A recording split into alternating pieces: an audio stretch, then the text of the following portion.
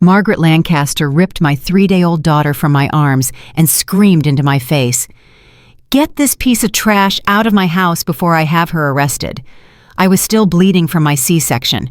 4 security guards dragged me across the marble floor while my husband Brandon watched from the staircase with his pregnant mistress wrapped around his arm, both of them laughing. They threw me down the stone stairs into a blizzard at 3:47 a.m. The temperature was 15 below zero. My baby was dying from hypothermia in my arms. What none of them knew was that in exactly 4 hours, I would inherit $2.3 billion, and I was going to destroy every single one of them.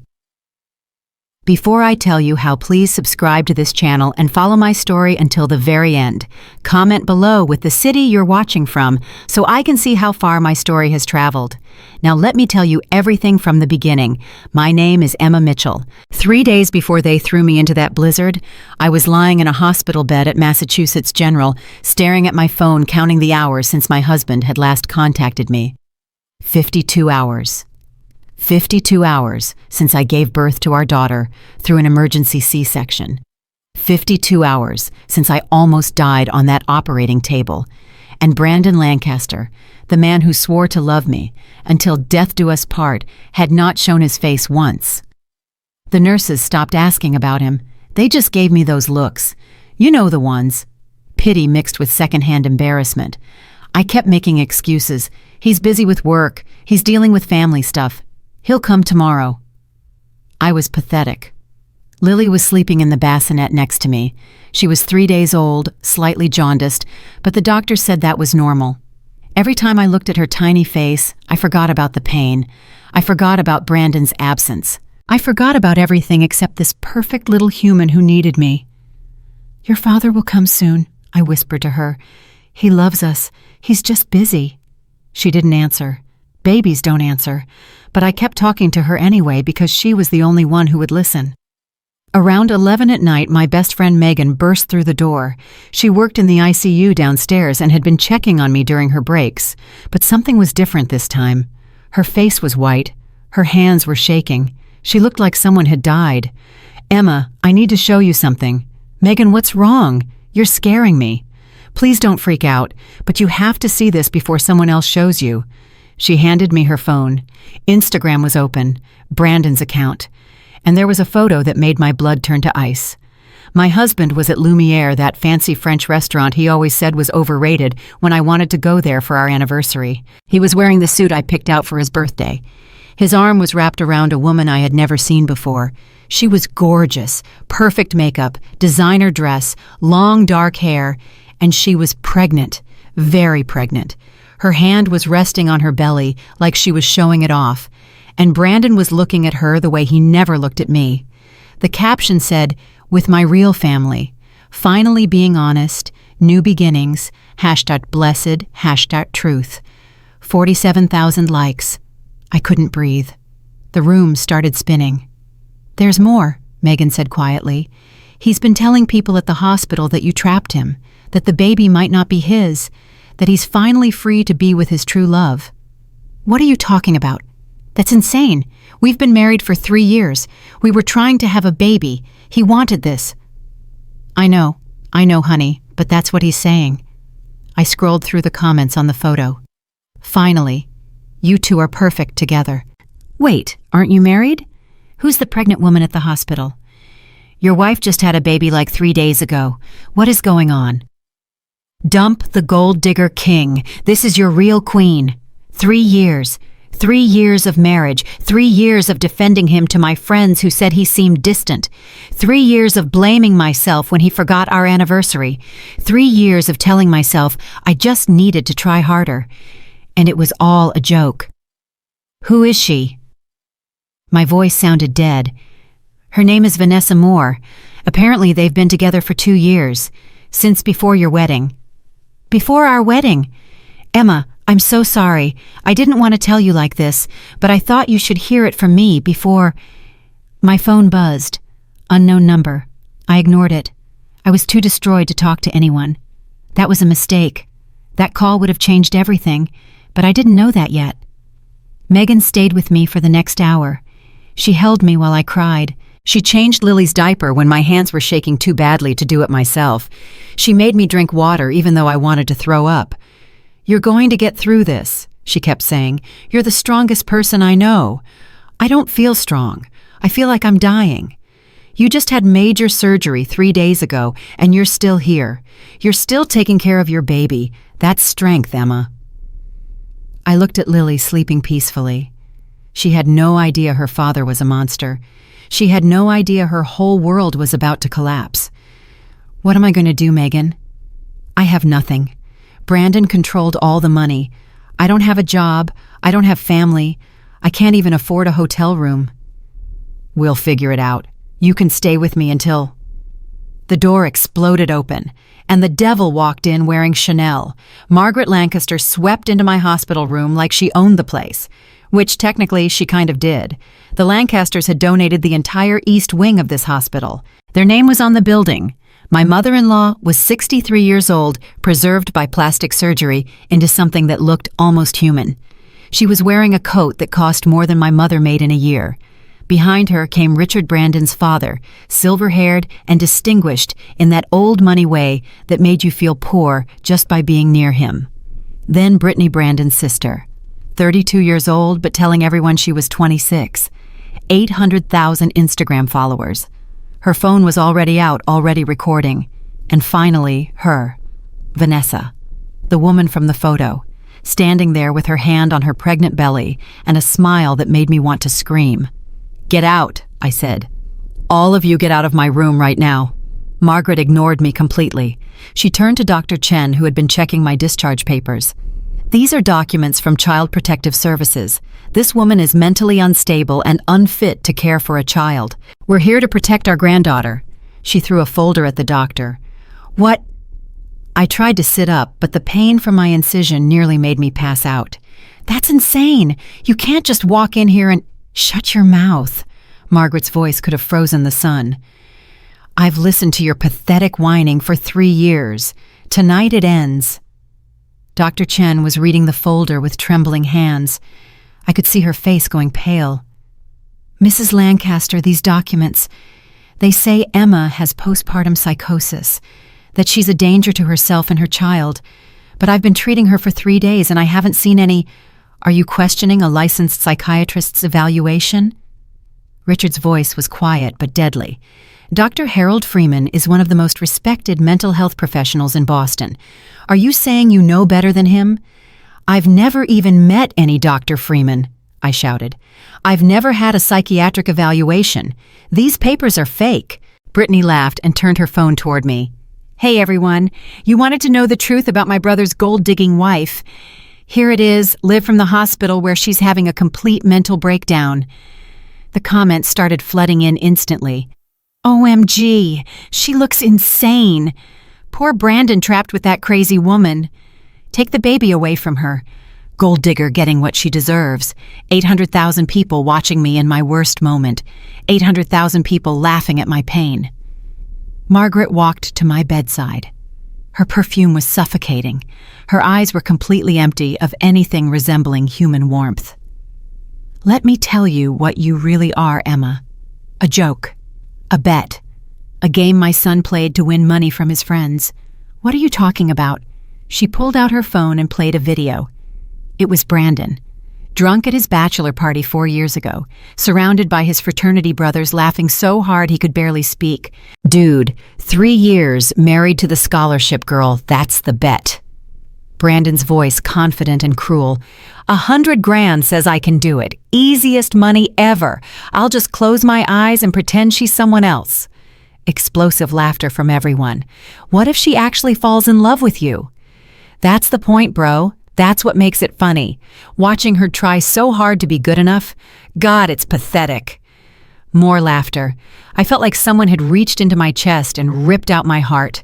3 years, every I love you, every anniversary dinner, every time I defended him to my friends, every time I cried myself to sleep wondering why I wasn't good enough. A bet, $100,000 bet. And I was the punchline. "You see now?" Margaret's smile was pure poison. You were never his wife.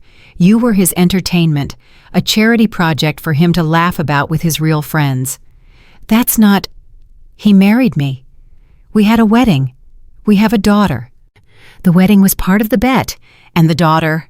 Margaret's eyes went to Lily's bassinet. Let's talk about the daughter. Vanessa stepped forward. She was even more beautiful up close. Young, perfect. Everything I wasn't. That baby isn't even Brandon's, she said sweetly. We did a DNA test. The results came back this morning. She pulled papers from her designer purse. Lab results with official letterhead. Probability of paternity 0%. Looks like you've been sleeping around Emma. Not that anyone's surprised. That's impossible. I've never been with anyone except Brandon. When did you even do this test? You can't test a newborn without the mother's consent. A nurse collected a sample for us, Richard said calmly. One of the nurses whose salary we supplement. Very simple, very quick, very legal. That's not legal. That's medical fraud. Prove it. I looked at Dr. Chen, begging her with my eyes to do something to say something. She just stood there, hands shaking, eyes wet. She was afraid of them. Everyone was afraid of them. Brittany was narrating for her followers. So basically, my brother's psycho wife is having a complete breakdown right now. She's been lying and cheating for years, and we're finally getting my niece away from this toxic situation. Drop a comment if you think she deserves what she's getting. Yes, Queen. Finally, someone standing up to gold diggers. That poor baby deserves a real family. Lock this crazy woman up. Lily woke up, started crying. That newborn wail that cuts through everything. I reached for her, but Margaret was faster. Don't touch my granddaughter with your filthy hands. She's my daughter. Not according to these papers. Margaret held up the fake DNA results.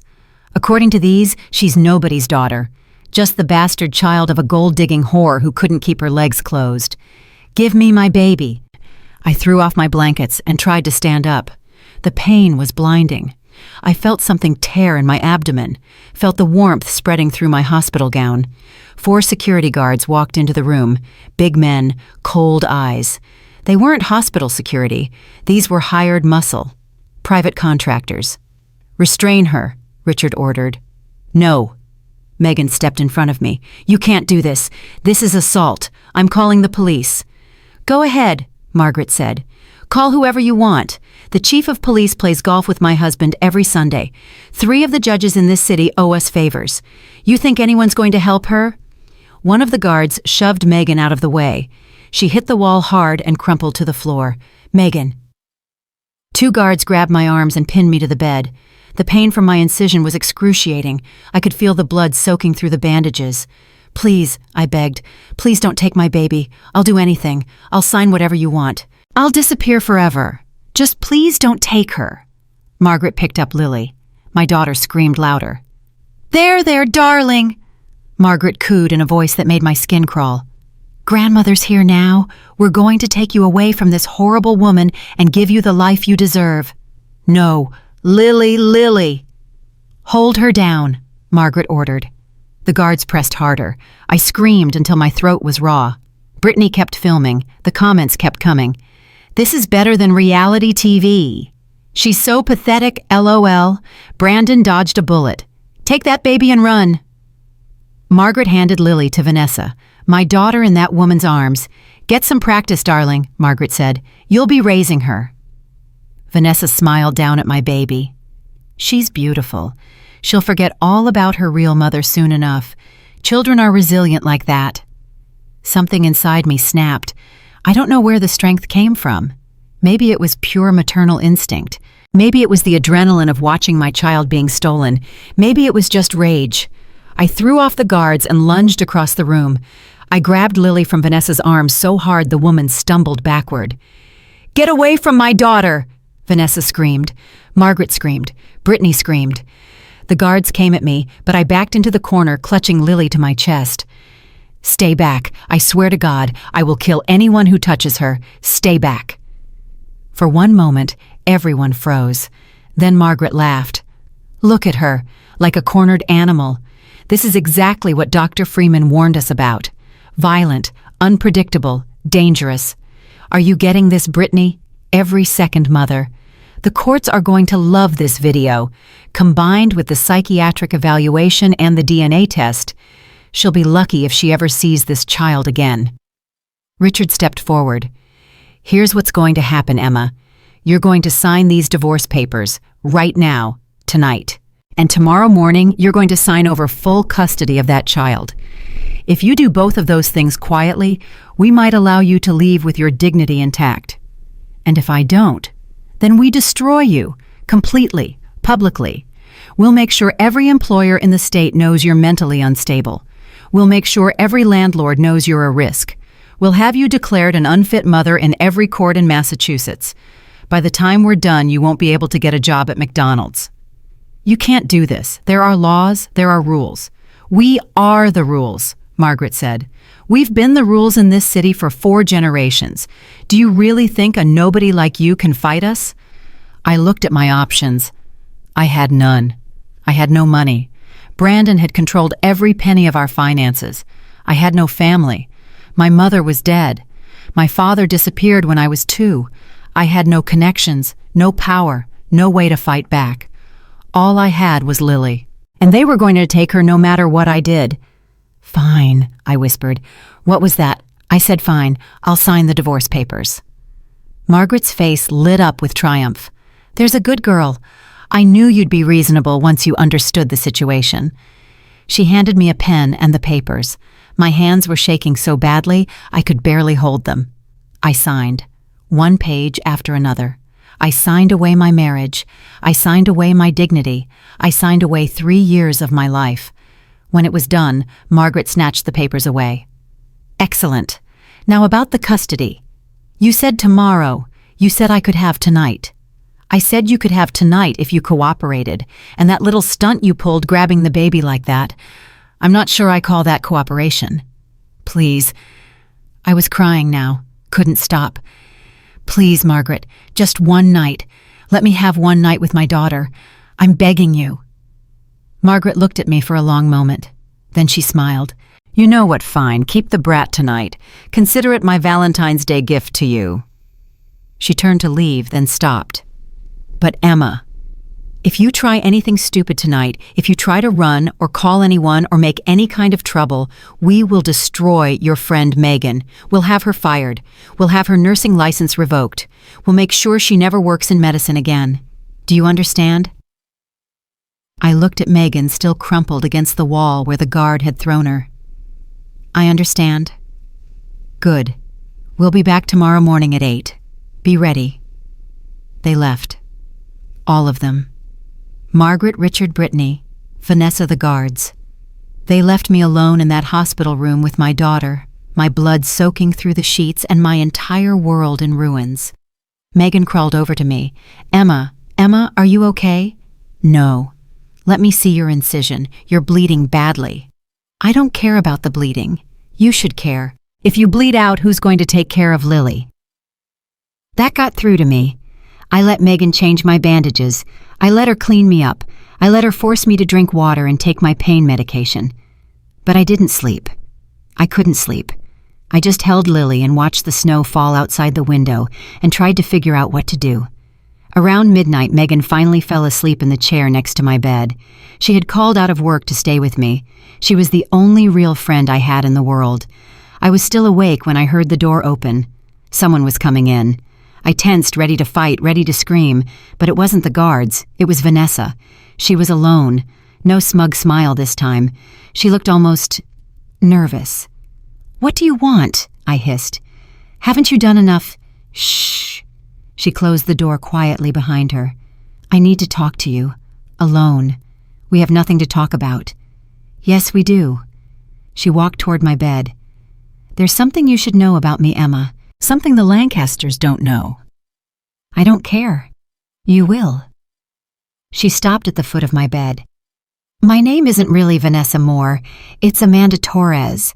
I'm a professional con artist, and I've been running scams on rich families for the past 6 years.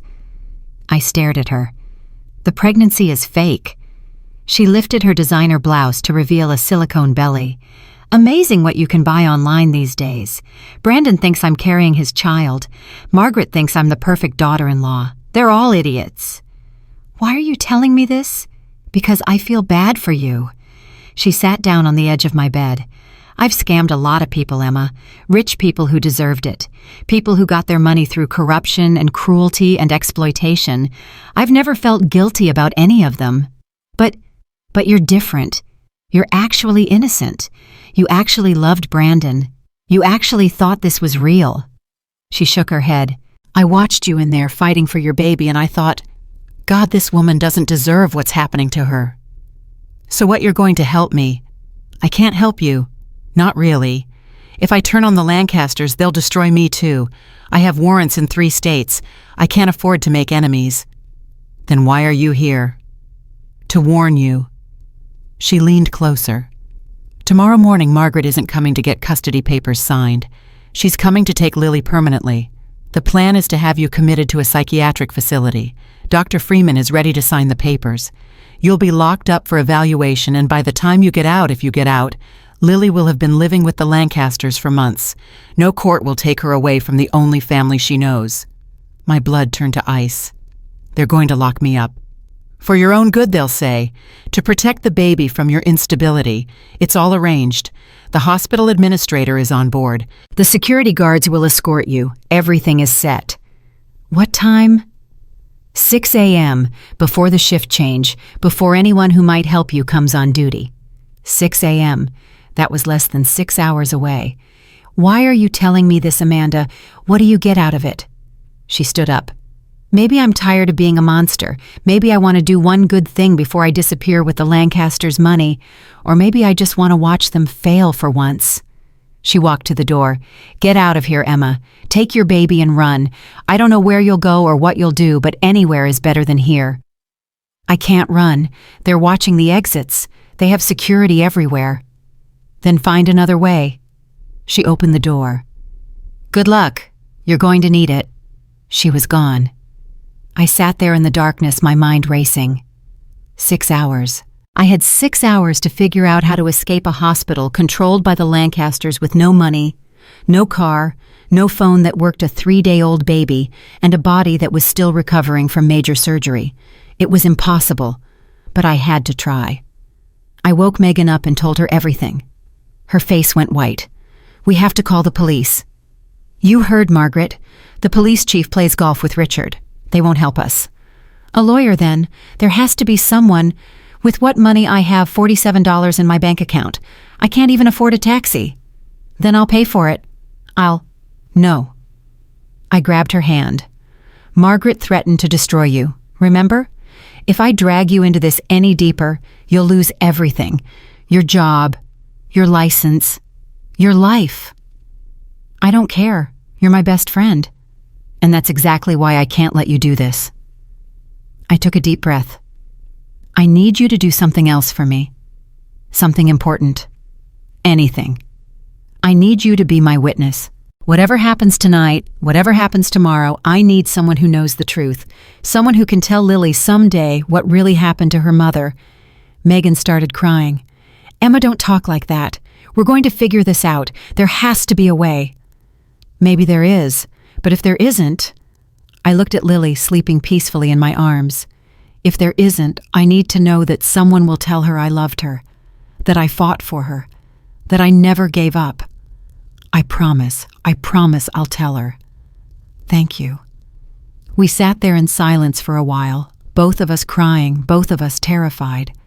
Then I made a decision. I'm going to the mansion. What? The Lancaster mansion. Tomorrow morning. Margaret said to come sign the custody papers, so I'll go. Emma, that's insane. They're going to lock you up. Maybe, but at least I'll see Lily one more time. At least I'll have a chance to fight. A chance to fight against the entire Lancaster family, against their security guards and their lawyers and their corrupt doctors. I don't have any other options, Megan. I can't run. I can't hide. I can't fight them in court. The only thing I can do is face them. And then what? I didn't have an answer. At 5 a.m., I discharged myself from the hospital against medical advice. Dr. Chin tried to stop me, but I wouldn't listen. I knew she was afraid. I knew she couldn't help me. I didn't blame her. Megan walked me to the entrance. The snow had stopped falling, but the streets were covered in white. The temperature was brutal. I could see my breath forming clouds in the freezing air. "Are you sure about this?" Megan asked. "No, but I'm going anyway." "Call me.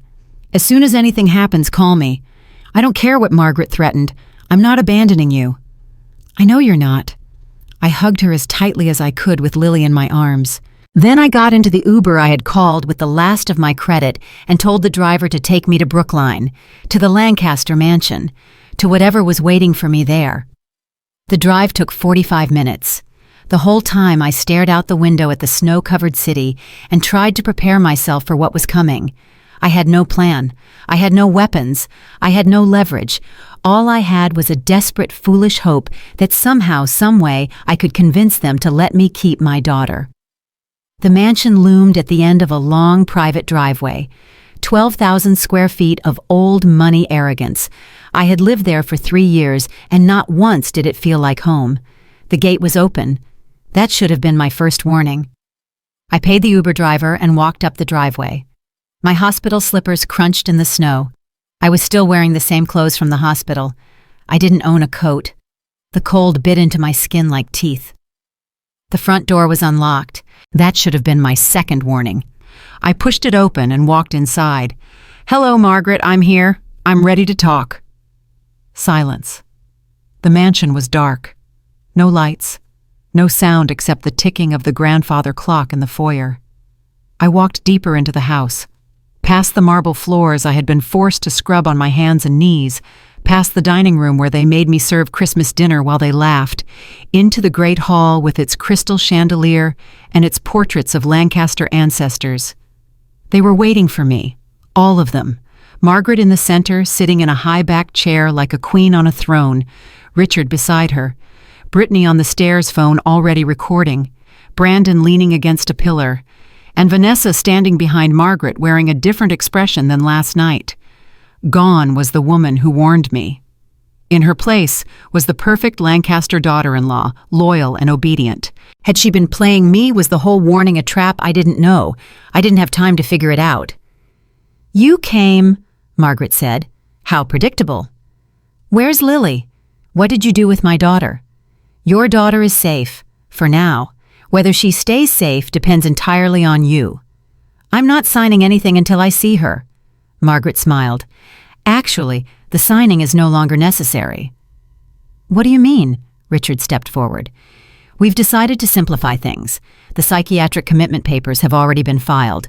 The ambulance is on its way. You'll be taken to Greenwood Psychiatric Hospital for a 72-hour evaluation, after which I'm confident the doctors will find you need extended treatment."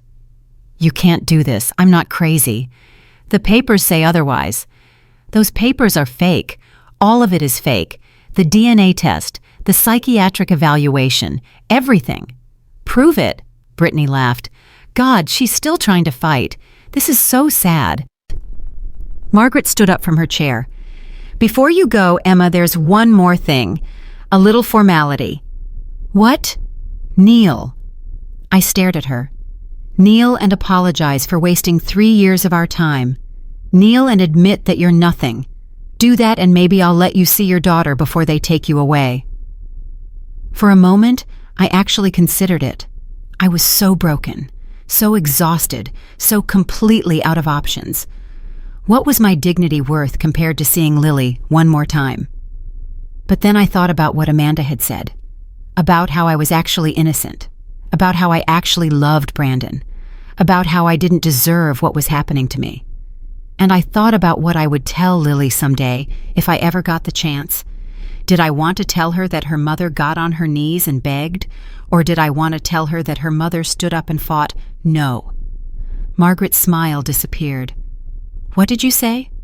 I said no. I'm not kneeling. I'm not apologizing. You're the ones who should be apologizing for the lies, for the cruelty, for all of it. You ungrateful, I may be poor, I may be alone, I may have nothing, but I am Lily's mother, and no amount of money or power will ever change that. Margaret's face went purple with rage. "Where's my daughter?" I demanded. "I want to see her right now." "You don't get to make demands. You don't get to do anything except what we tell you." "Then I'm leaving, and I'm calling every reporter in the city. I'm going to tell them everything. The bet, the fake DNA test, the forced psychiatric commitment, everything." "Who would believe you?" "Maybe no one. But I'm going to try anyway. Because that's what mothers do. They fight for their children even when there's no hope left." I turned to leave, and that's when I heard her cry. "Lily, my baby was somewhere in this house and she was crying." I ran toward the sound without thinking. Through the great hall down a corridor toward the west wing, the guards tried to stop me, but I ducked under their arms and kept running. I found her in the conservatory.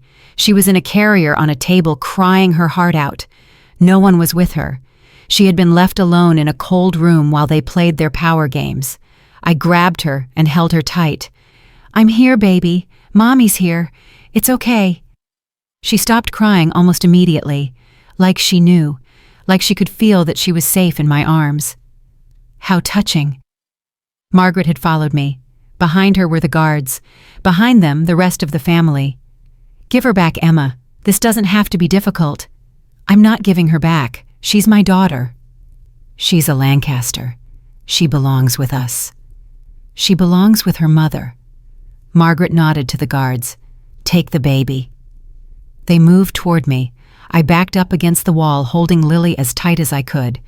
"Don't touch her. I swear to God, if you touch her, you'll fight all 4 of them in your condition." The first guard grabbed my arm. I bit him. Hard. He cursed and pulled back. The second guard grabbed my other arm. I kicked him in the knee. He stumbled. The third and fourth guards came at me together. I couldn't fight them both. They pinned me against the wall. "Take the baby," Margaret ordered. Hands reached for Lily. "No, Lily. No," I screamed. I thrashed. I fought with everything I had left. But I was one woman against 4 men. One exhausted, injured, broken woman. They ripped her from my arms. The sound that came out of me wasn't human. It was primal, animal. The sound of a mother losing her child. "Lily, Lily, give her back. Please, please." Margaret took my daughter from the guard. She looked down at Lily with an expression of cold triumph. "You see, Emma, you never had a chance. You were always going to lose. You just didn't know it." "Please." I was sobbing now. "Please, Margaret. I'll do anything. I'll disappear forever. I'll never contact you again. Just let me keep my baby. Please." Pathetic. She turned to the guards. "Get rid of her." They dragged me out of the conservatory, through the mansion, toward the front door. "Wait." Brandon's voice. The first time he had spoken since I arrived. The guards stopped. Brandon walked toward me. For one insane moment, I thought maybe he was going to help me. Maybe some part of him still remembered what we had. Maybe he still had a conscience. "I want to say goodbye," he said. He leaned in close enough that I could smell his cologne, the same cologne I bought him for our first anniversary. "I want you to know," he whispered, "that I never loved you. Not for a single second. Every kiss, every touch, every I love you, it was all an act. You were nothing to me. You were less than nothing. You were a joke I told at parties." He pulled back and smiled. "Have a nice life, Emma." "What's left of it?" The guards dragged me to the front door and threw it open. Outside, the blizzard had returned. The snow was coming down in sheets. The wind was howling. The temperature had dropped to 15 below zero. "Wait," I gasped. "You can't throw me out in this. I'll die." "That's the idea," Margaret said from behind me. "When they find your body tomorrow frozen in a snowbank, it will be such a tragedy." Poor mentally ill woman wandered away from the hospital in a psychotic episode. No one could have predicted it. "You're going to murder me. I'm going to let nature take its course." "At least let me take Lily. If I'm going to die, let me hold my daughter one more time." Margaret pretended to consider this. Then she smiled. "All right. Why not? You can both freeze together. It will save us the trouble of dealing with her later." "What?" She handed Lily to one of the guards. "Throw them both out." "Mother." Brittany's voice was shocked. You can't, the baby. The baby is a liability. She's the product of our little experiment. If anyone ever runs a real DNA test, if anyone ever investigates what happened here, no, it's better if there are no loose ends. Margaret, even Richard sounded uncertain. This is murder. If anyone finds out, no one will find out, and even if they do, who will believe the word of a dead crazy woman over the Lancaster family? The guards grabbed me, dragged me to the door. No, you can't do this. Someone will find out. Someone will stop you. Goodbye. Emma, say hello to your mother for me. They threw me down the stone stairs. 5 steps. Each one was agony. My already injured body shattered against the stone. My shoulder dislocated. My C-section wound tore completely open. I landed in the snow at the bottom, blood everywhere, my blood staining the white ground red. And then they threw Lily at me. I barely caught her, barely managed to pull her against my chest, barely managed to shield her from the wind. The door slammed shut, and we were alone. In a blizzard, at 3:47 a.m., with no phone, no coat, no help, and no hope. I could feel the cold seeping into my bones, could feel my blood pumping out of my body, could feel my life slipping away. But worse than any of that was feeling Lily going silent. She had stopped crying. That meant she was too cold to cry. That meant she was dying. No, I whispered, tucking her inside my sweater, pressing her against my chest, trying to share whatever body heat I had left. No, baby, stay with me. Please stay with me. I tried to stand up, fell, tried again, fell again. The snow was too deep, my legs were too weak. The blood loss was making me dizzy. I crawled, one hand in front of the other, dragging myself and my daughter through the snow away from the mansion toward somewhere, anywhere. But there was nowhere to go. The Lancaster property was huge. The nearest neighbor was half a mile away. In this blizzard, in my condition, I would never make it. I stopped crawling, lay down in the snow, held Lily against my heart, and waited to die. I'm sorry, baby girl, I whispered. I'm so sorry I couldn't protect you. I tried. Mommy tried so hard. She didn't move, didn't cry, didn't do anything. I closed my eyes. Maybe this was better, I thought. Maybe dying here with my daughter was better than living without her. Maybe the cold would take us quickly, painlessly together. At least they wouldn't win completely. At least Margaret wouldn't get to raise her. At least Lily would never know what her father really was. At least lights. Bright lights cutting through the darkness. 3 black SUVs barreling down the driveway, throwing snow in all directions. Doors flying open before the vehicle stopped. People running toward me. Voices shouting, "Miss Emma Catherine Hayes." A man was kneeling beside me. Silver hair. Expensive suit. Face twisted with urgency. "Miss Hayes, can you hear me? We need to get you both to safety. Can you hear me?" I tried to speak. Couldn't. "Your grandfather sent me," the man said. "Hold on. Help is here." Grandfather. I didn't have a grandfather. My mother's father died before I was born. That's what she always told me. But there were hands lifting me. Warmth wrapping around me. Voices calling for medical equipment. Someone was taking care of Lily, gentle hands and urgent voices. "Her temperature is critical. We need to move now. The baby is hypothermic. Get the NICU ready. Stay with us, Miss Hayes. Stay with us." I tried to ask what was happening, who they were, how they found me, but the darkness was taking me. The last thing I heard before I lost consciousness was a man's voice heavy with grief. "We were too late. God help us, we were too late. He's going to die when he sees this." Who I wanted to ask, who's going to die? But the darkness won, and I let it take me. The darkness held Emma for what felt like forever. She drifted in and out, catching fragments of sound and light. Voices she didn't recognize, machines beeping, someone crying. And then finally she opened her eyes. The first thing she saw was sunlight. Bright golden sunlight streaming through floor-to-ceiling windows. The second thing she saw was that she was not in Massachusetts General Hospital. This room was enormous. It looked more like a 5-star hotel suite than a hospital room.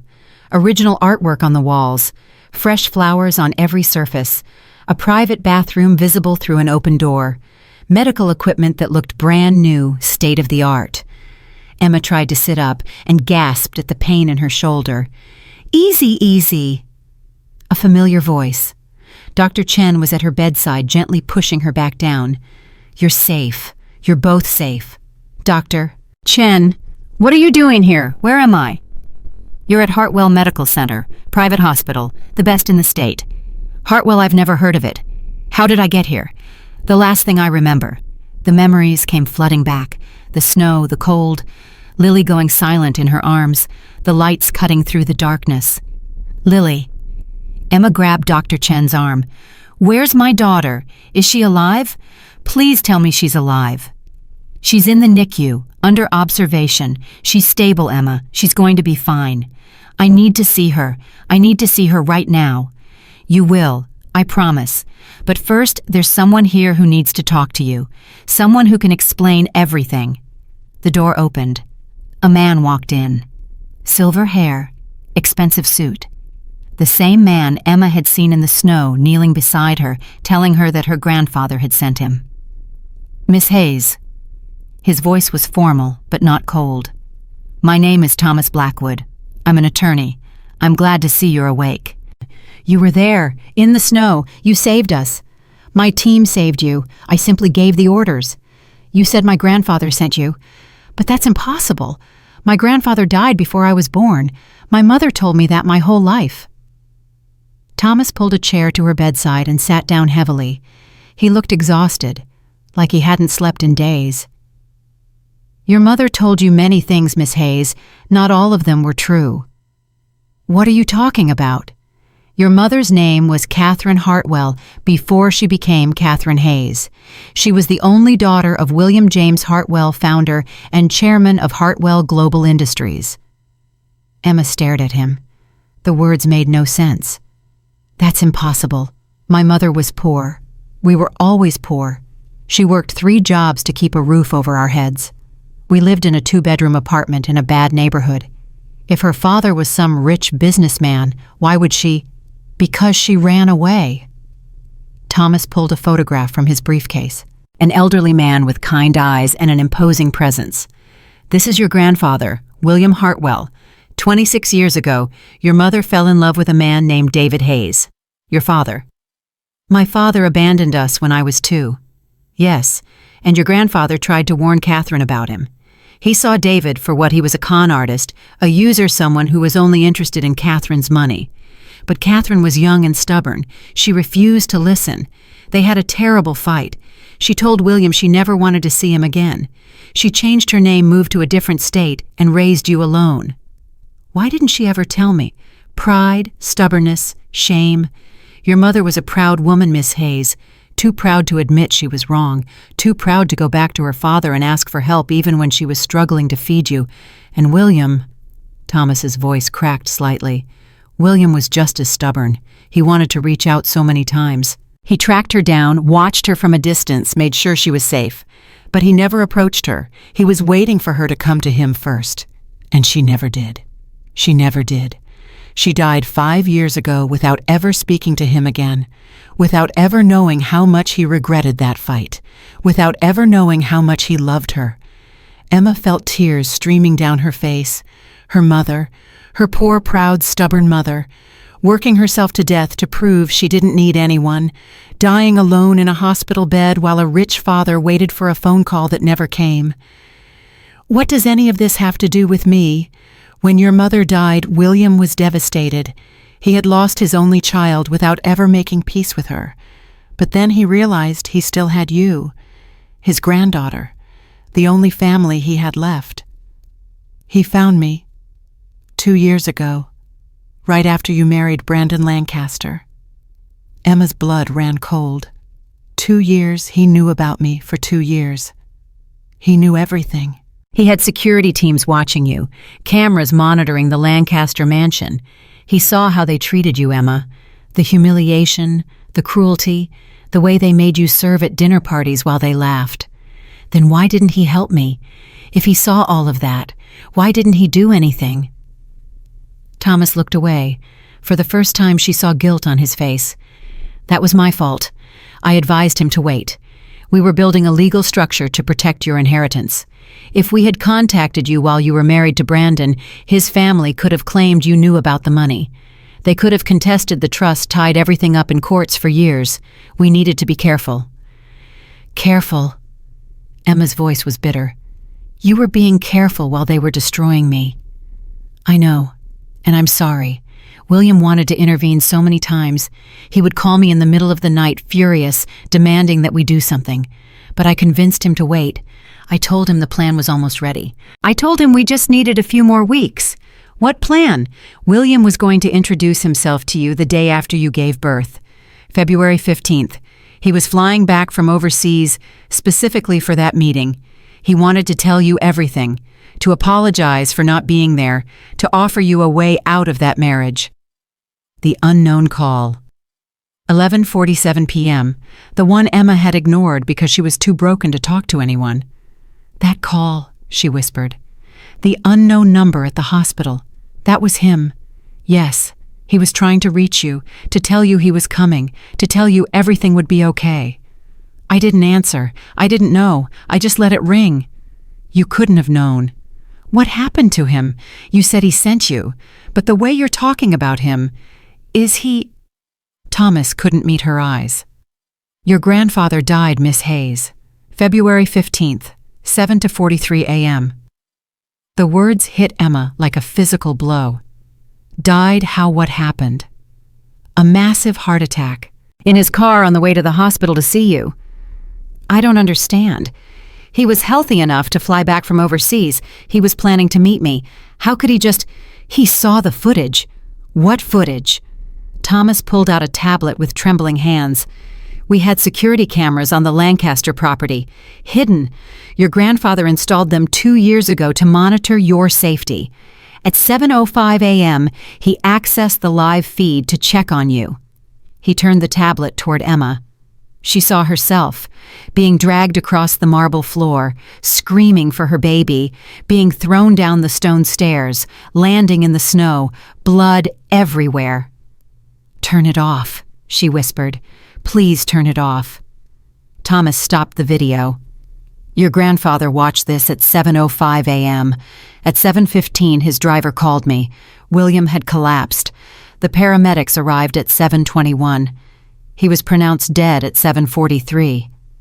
He died watching them hurt me. Yes, he died because of me. No. Thomas's voice was fierce. He died because the Lancaster family are monsters. He died because they threw his granddaughter into the snow like garbage. He died because his heart couldn't take watching the people he hated most in the world destroy the only family he had left. Emma was sobbing now. For her grandfather whom she never got to meet. For her mother who died alone and proud and stubborn. For herself lying in a hospital bed, broken in body and spirit. There's more, Thomas said quietly. Something you need to understand. More? What more could there possibly be? When they threw you down those stairs at 3:47 a.m., you were nobody. Poor, helpless, worthless. Exactly what they said you were. I know. You don't have to remind me. But at 7:43 a.m., 4 hours later, when your grandfather's death was legally registered, you became the sole heir to his entire estate. Emma stopped crying, looked at Thomas. What? William's will was very specific. Everything he owned, every company, every property, every investment goes to his only living blood relative. That's you, Emma. As of 7:43 a.m. on February 15th, you are the sole owner of Hartwell Global Industries. I don't understand. How much are we talking about? Thomas handed her a document, a financial summary. She looked at the number at the bottom, and her heart stopped. This says $2.3 billion. That's correct. Billion. With a B. Yes. That's not possible. There has to be a mistake. There's no mistake. Hartwell Global Industries has 47 subsidiary companies operating in 18 countries, real estate holdings worth over $400 million, investment portfolios, intellectual property, and as of this morning, you control all of it. Emma couldn't process what she was hearing. Yesterday, she had $47 in her bank account. Today, she was worth $2.3 billion. The Lancasters, she said slowly, they don't know. No one knows except the board of directors and our legal team. To the rest of the world, you're still Emma Mitchell, the poor scholarship girl who married above her station. But I'm not anymore. No, not anymore. Emma looked at the financial document again, looked at the number that seemed impossible, looked at Thomas, who was watching her with an expression she couldn't read. Why are you telling me all this? What do you want from me? I want to give you what your grandfather wanted to give you, a choice. A choice. You could take the money and disappear, move to Europe, change your name, raise Lily somewhere far away from the Lancasters, live a quiet, peaceful life, and forget any of this ever happened. Or, Thomas leaned forward, or you could do what your grandfather hoped you would do. Use his empire to destroy the people who destroyed you. Make them pay for every blow, every tear, every moment they made you feel worthless. Show them what Hartwell blood really means. Emma was quiet for a long moment. She thought about everything the Lancasters had done to her. 3 years of humiliation, 3 years of cruelty, 3 years of being told she was nothing, and then she thought about what they had done to Lily, throwing a 3-day-old baby into a blizzard, leaving her to die in the snow. Something cold settled into Emma's chest, something that had been born in that snow and forged in fire. I want to see my daughter first. Of course, I'll have them bring her in. A few minutes later, a nurse wheeled in a portable incubator. Lily was inside, hooked up to monitors, but her color was good. She was breathing normally. She was alive. Emma reached through the opening and touched her daughter's tiny hand. They tried to kill you, she whispered. They threw you into the snow like you were garbage. They were going to let you freeze to death. Lily's fingers curled around Emma's. I'm going to make them pay for that, every single one of them. I'm going to take everything they have. I'm going to destroy everything they love. And when I'm done, they're going to know exactly what it feels like to have nothing. She looked up at Thomas. Tell me everything about the Lancaster family, every debt, every secret, every weakness. I want to know everything. Thomas smiled. It was the first time she had seen him smile. Now you sound like your grandfather. Over the next several hours, Thomas laid out everything his team had gathered on the Lancasters. It was worse than Emma had imagined. Lancaster Holdings is in catastrophic debt, Thomas began. $83 million total. Richard has been embezzling from the company's pension fund to cover his personal losses. Failed investments, bad deals, gambling debts. The company is 3 months from total bankruptcy. How are they still operating? They're not. They're surviving on credit and reputation. Richard applied for a $75 million government contract last month. A defense contract that Hartwell Global controls as the intermediary. It's their only hope. And now I control whether they get it. Exactly. What about Margaret? Her boutique's Sterling-style 5 locations, all of them in buildings owned by Hartwell Global. She's behind on rent by almost $500,000, and she's been underreporting her income to the IRS. We have documentation of over $2 million in tax evasion. Brittany claims to be 26 on social media. She's actually 32, multiple undisclosed plastic surgeries. Her modeling contract specifically prohibits undeclared procedures. We bought her agency last week. She doesn't know yet. Brandon. The college bet is fully documented. We recovered the group chat. None of them were smart enough to delete it. He also embezzled $3.8 million from his father's company to fund his lifestyle with Vanessa. And Vanessa, Thomas pulled out a file with a mugshot. Her real name is Amanda Torres. Professional con artist. 3 documented cases of fraud in California. Active warrant for her arrest. The pregnancy is fake. She bought the ultrasound image from a dark web forum. Emma remembered the conversation in the hospital room. Amanda warning her about the commitment plan, telling her to run. She tried to help me. At the hospital, she told me they were planning to have me committed. Interesting. Maybe she has a conscience after all. Or maybe she was just playing both sides. Does Brandon know she's a con artist? Not yet.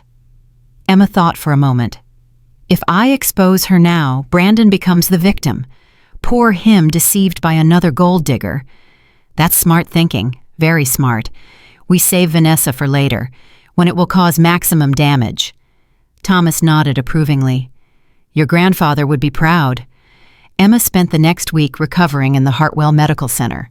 Her shoulder healed, her C-section wound closed, her body grew stronger, but more importantly, her mind grew sharper. Thomas visited every day with more information, more ammunition, more weapons for the war she was planning. She learned about the Lancaster family's history, 4 generations of old money arrogance, scandals that had been covered up, enemies that had been silenced, a pattern of cruelty that stretched back decades. She learned about Hartwell Global, her grandfather's life work, an empire built on integrity and innovation, companies that employed over 15,000 people, charitable foundations that had given away hundreds of millions. And she learned about herself. She studied business with Hartwell executives. She read financial reports until her eyes ached.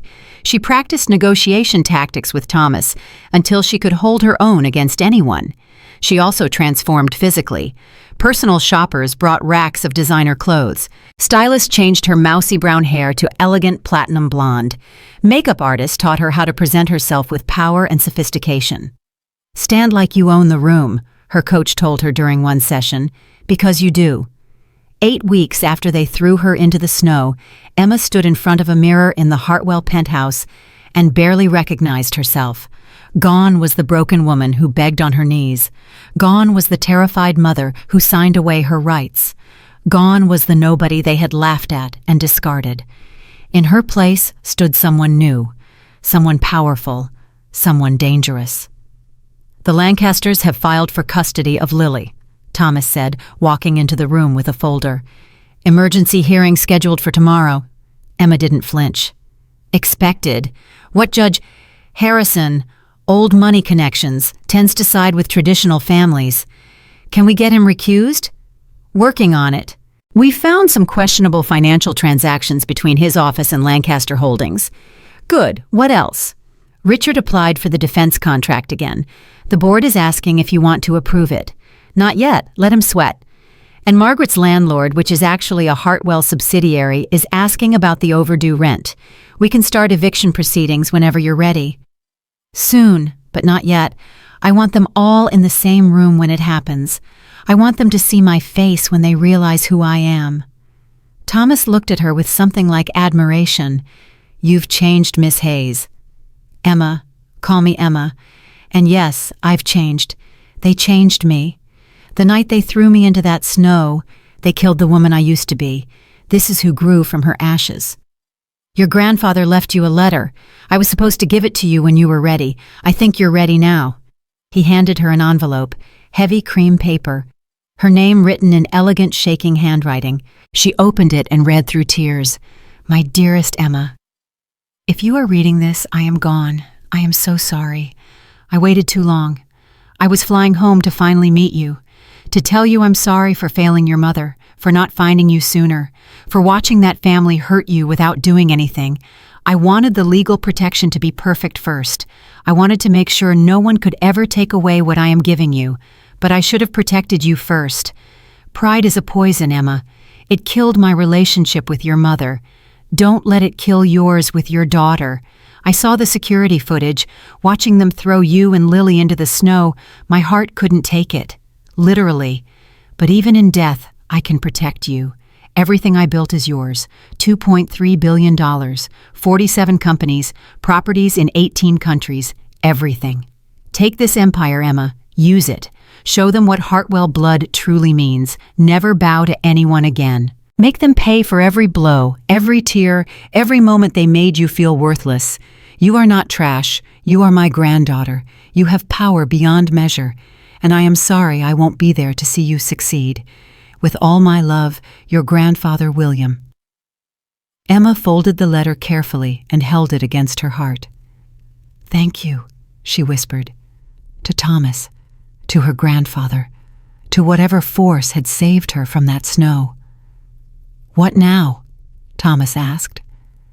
Emma looked out the window at the city skyline, at the Hartwell building in the distance, at the empire that was now hers. Now we plan. The custody hearing is tomorrow.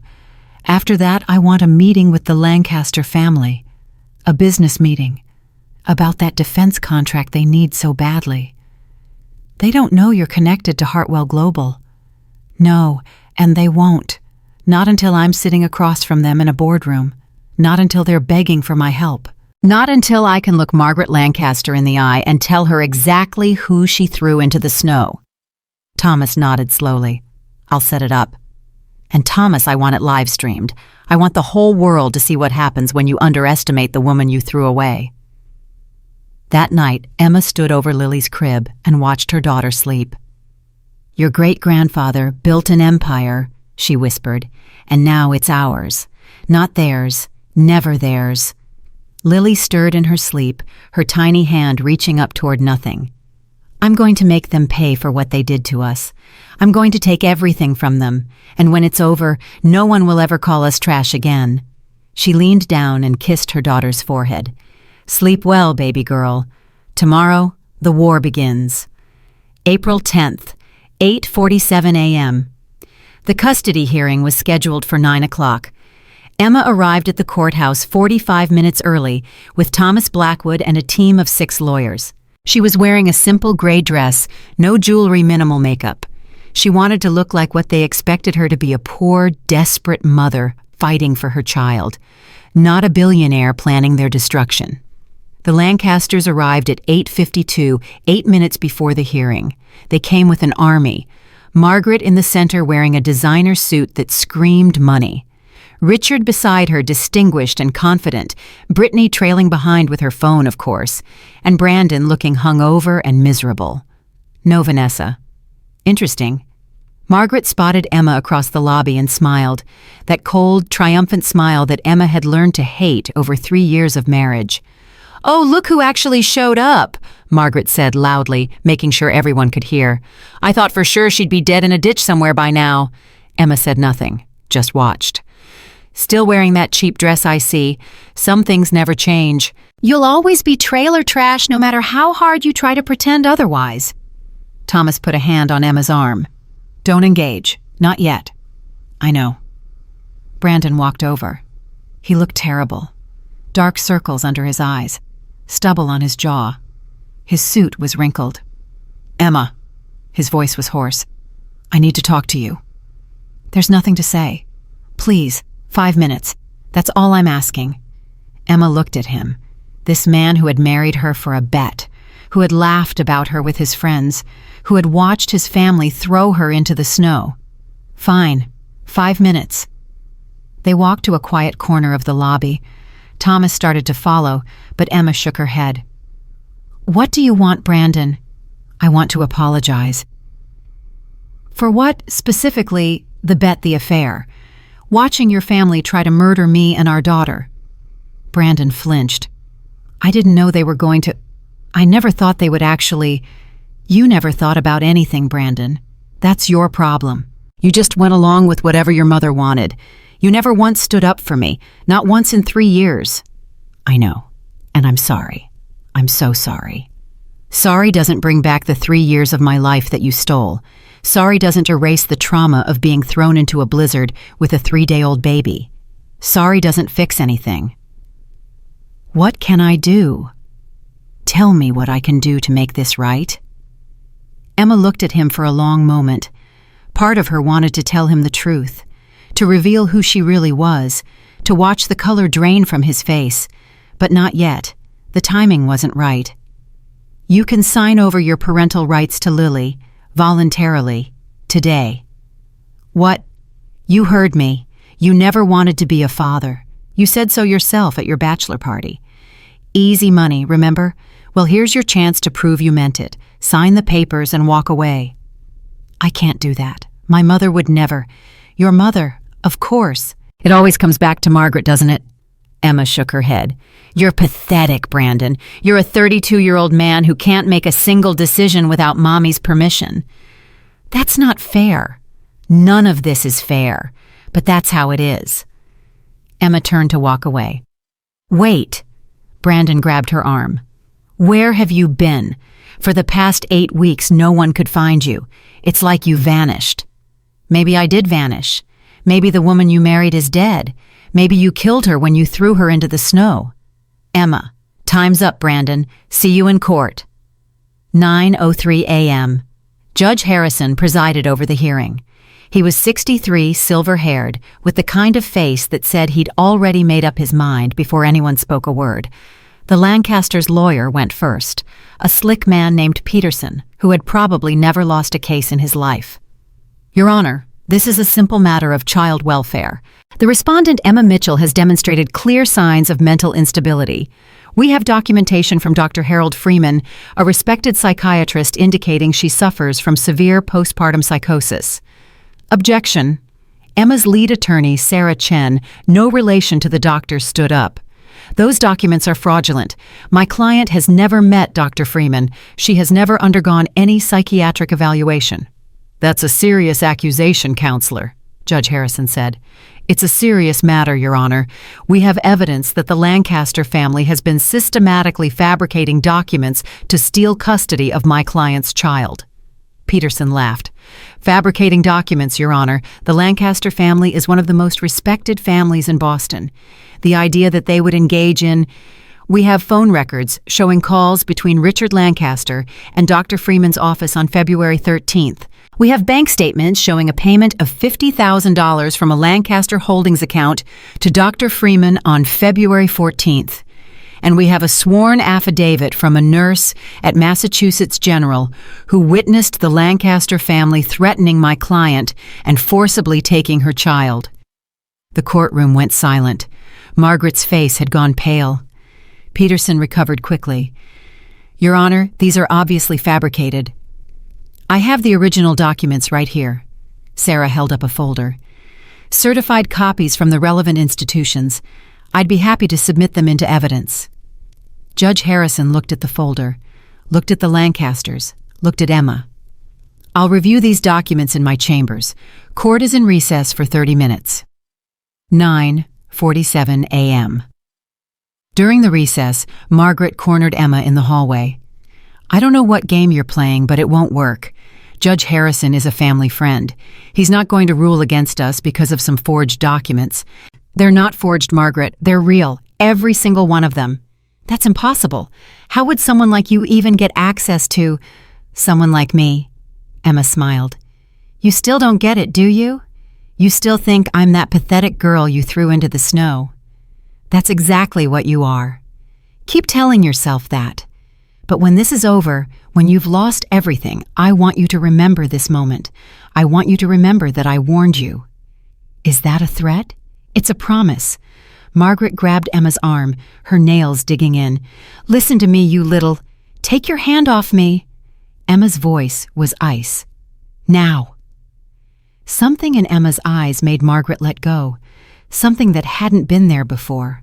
Something dangerous. This isn't over, Margaret hissed. No, it's just beginning. 10:23 a.m. Judge Harrison returned with a different expression on his face. He looked shaken. After reviewing the evidence submitted by the respondent's counsel, I have serious concerns about the validity of the documentation provided by the petitioners. The psychiatric evaluation appears to have been obtained through improper channels. The DNA test was conducted without maternal consent, which is a violation of state law. Your Honor, Peterson started. I'm not finished, Counselor. Furthermore, I have been made aware of certain financial transactions between Lancaster Holdings and various officials in this jurisdiction that are currently under investigation by federal authorities. Richard went white. As such, I am recusing myself from this case. A new judge will be assigned. In the meantime, the emergency custody petition is denied. The child, Lily Mitchell Lancaster, will remain in the care of her mother. Emma let out a breath she didn't know she'd been holding. "This court is adjourned," Margaret exploded. "This is outrageous. You can't do this. Do you know who we are?" "Mrs. Lancaster, I suggest you control yourself before I hold you in contempt. We'll appeal.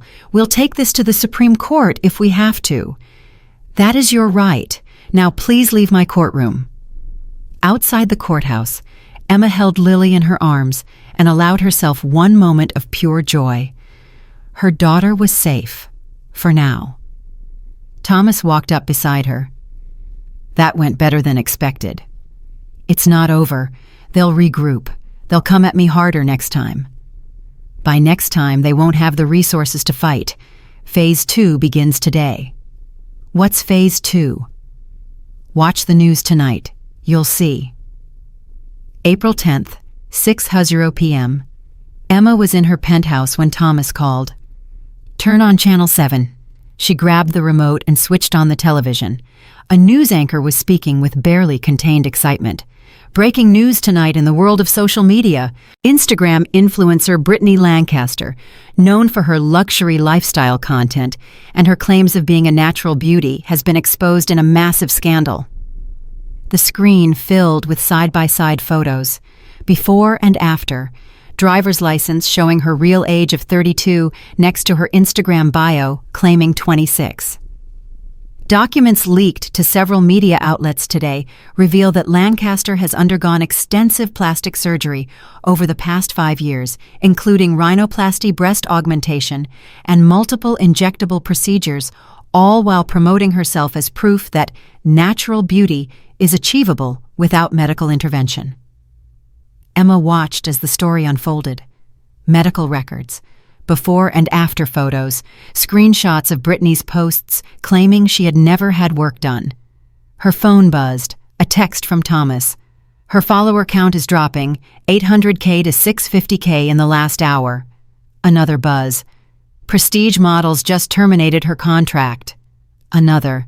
"3 major sponsors have dropped her." Emma smiled. One down. April 11th, 2:34 p.m. The next day, another bomb dropped. Emma was in a meeting with the Hartwell Global Board when Thomas burst in. "You need to see this, now." He turned on the conference room television. "Breaking news from the Lancaster family. Vanessa Moore, the woman widely reported to be engaged to Brandon Lancaster, has been arrested by federal marshals on charges of fraud, identity theft, and wire fraud. Ms. Moore, whose real name is Amanda Torres, is wanted in 3 states for running elaborate con schemes targeting wealthy families." The mugshot filled the screen. Amanda Torres, the woman who had warned Emma about the commitment plan. Sources tell us that an anonymous tip led authorities to Moore's location. She was apprehended this morning at the Lancaster family residence in Brookline. Emma thought about that night in the hospital, about Amanda's warning, about her offer of help. Had she really been trying to help, or had she been playing some longer game? It didn't matter now. Amanda was in custody, and the Lancasters were reeling. Thomas muted the television. "There's more. Brandon just found out the pregnancy was fake. Apparently he walked in on her removing the prosthetic belly this morning, right before the marshals arrived." "How do you know that?" "We have sources inside the mansion. The staff is very talkative when you pay them enough." Emma nodded slowly. "How's Brandon taking it?" "He's destroyed. 2 women in 2 months, both of them cons. His ego might never recover." "Good." April 12th, 9:00 a.m., the morning of the boardroom confrontation. Emma stood in front of the mirror in her penthouse, putting the final touches on her transformation. Platinum blonde hair styled to perfection. White designer pantsuit that cost more than most people's cars. Red-soled Louboutins. The Hartwell family signet ring on her finger. She looked like a completely different person. She looked like power. Thomas appeared in the doorway. "The Lancasters are on their way. They're desperate, Emma. Their bank called yesterday. They're 30 days from default on all their loans. And the contract, they think this meeting is about the $75 million defense contract, the one that will save their company. They have no idea who they're meeting with." "Is everything ready?" "The live stream will go live the moment you give the signal. We have 3 cameras in the boardroom. Every angle covered. Legal has reviewed everything they signed a consent form when they entered the building. Clause 47 of the NDA. How many people are watching? We promoted it on social media this morning. Major announcement from Hartwell Global. Last count, we have 1.2 million people waiting for the stream to start. Emma looked at herself one more time. 8 weeks ago, she was dying in the snow. Today, she would destroy an empire. Let's go. April 12th, 2:00 p.m., Hartwell Global Headquarters, 52nd floor. The Lancasters arrived looking desperate. Their luxury car had been repossessed. They came in a rental. Richard's suit didn't fit right. He'd lost weight from stress. Margaret's jewelry was fake. She'd pawned the real pieces for rent. Brittany looked exhausted, dark circles under her eyes, no professional makeup or styling. Only Brandon seemed unchanged, broken in a different way. The receptionist directed them to the main boardroom. Inside, 10 Hartwell board members sat around a massive conference table. Security guards stood at every exit. And at the head of the table, the CEO's chair was turned away, facing the window. The Lancasters took their seats. Richard cleared his throat. "Thank you for this opportunity. We're looking forward to discussing the partnership." "Hello, Richard." The chair turned slowly. Emma sat there in absolute power. Platinum hair gleaming, white suit immaculate, the signet ring catching the light. "Hello, Margaret, Brittany, Brandon." For 5 full seconds, no one moved. Then Richard's face went white. He stumbled backward into his chair like he'd been shot. Margaret fainted. Actually fainted. Brittany barely caught her before she hit the floor. Brittany's phone fell from her hands and shattered on the marble. Brandon just stared. His mouth moved, but no sound came out. The security guard stepped in front of the exits. No one was leaving. Margaret came to sputtering. "This is impossible. This is a trick. You're nobody. I am Chairwoman Emma Catherine Hartwell, CEO of Hartwell Global Industries, sole heir to my grandfather William Hartwell's $2.3 billion empire." Emma pointed to the portrait on the wall. "And you are here because you applied for a contract with my company." "Hartwell." Richard's voice was barely a whisper. "Your grandfather was William Hartwell. My mother was Catherine Hartwell before she was Catherine Hayes. She ran away from home 26 years ago. My grandfather spent the rest of his life trying to find her. He found me instead, 2 years ago, right after I married your son." 2 years? Margaret was struggling to process. "You knew about this for 2 years." "No, he knew. I didn't find out until the morning after you threw me into the snow. February 15th, 7:43 a.m., the exact moment my grandfather died of a heart attack while watching the security footage of what you did to me." The blood drained from everyone's faces. "He had cameras on your property, hidden for 2 years. He saw everything, every humiliation, every cruelty, every time you made me serve at parties while you laughed, every time you called me trash." Emma pressed a button on the remote in her hand. The massive screen behind her lit up. February 15th, 3:47 a.m. The security footage played, clear as day. Time-stamped. Brittany's live stream audio. Emma being dragged across the marble floor. Blood everywhere. Guards ripping Lily from her arms. Margaret demanding she kneel. And then the stairs. Emma being thrown down. Landing in the snow. Blood staining the white ground red. Lily being thrown after her. The doors slamming shut. The boardroom was dead silent. "Turn it off," Margaret whispered. "For God's sake, turn it off." Emma let it play for another 30 seconds. Then she stopped it. February 15th, 3:47 a.m. That's when you threw me into the snow. At that moment, I was exactly what you said I was. Poor, weak, worthless. Nobody. She clicked to the next slide. February 15th, 7:43 a.m. 4 hours later. That's when my grandfather died. His will made me his sole heir, effective immediately upon his death. She let that sink in. So when you threw me into that snow, I was nobody. But by the time I hit the ground, by the time the clock started ticking towards 7:43 a.m., I was already a multi-billionaire. You just didn't know it yet. Margaret made a sound like a wounded animal. Now, let's talk about your situations. The next slide showed Richard's finances, all in red. Lancaster Holdings, 83 million in debt, except it's not 83 million anymore. As of 3 weeks ago, I personally own 75 million of that debt. I bought it from your creditors, and I'm calling it due. Today. You have 48 hours to pay in full, or I seize all your assets. Richard couldn't speak. Oh, and this. The FBI logo appeared. Documentation of your embezzlement from the pension fund. The FBI received it this morning. Expect charges by end of week. Next slide. Margaret, your boutiques, all 5 locations, all in my buildings. You're evicted. Effective immediately. Locks change at 5 p.m. You also owe $480,000 in back rent. I'll be suing for that plus damages. Margaret gasped. And the IRS received documentation of your tax evasion yesterday, $2.3 million. Expect an audit. Next slide. Brittany, your modeling career is destroyed. Your influencer status is finished. But here's my favorite part. The video played. Brittany's Instagram live from the hospital, broadcasting Emma's abuse to 800,000 people. This was publicly broadcast.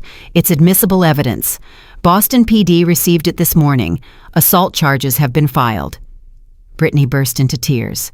Next slide. Brandon, the college bet. The bachelor party video played.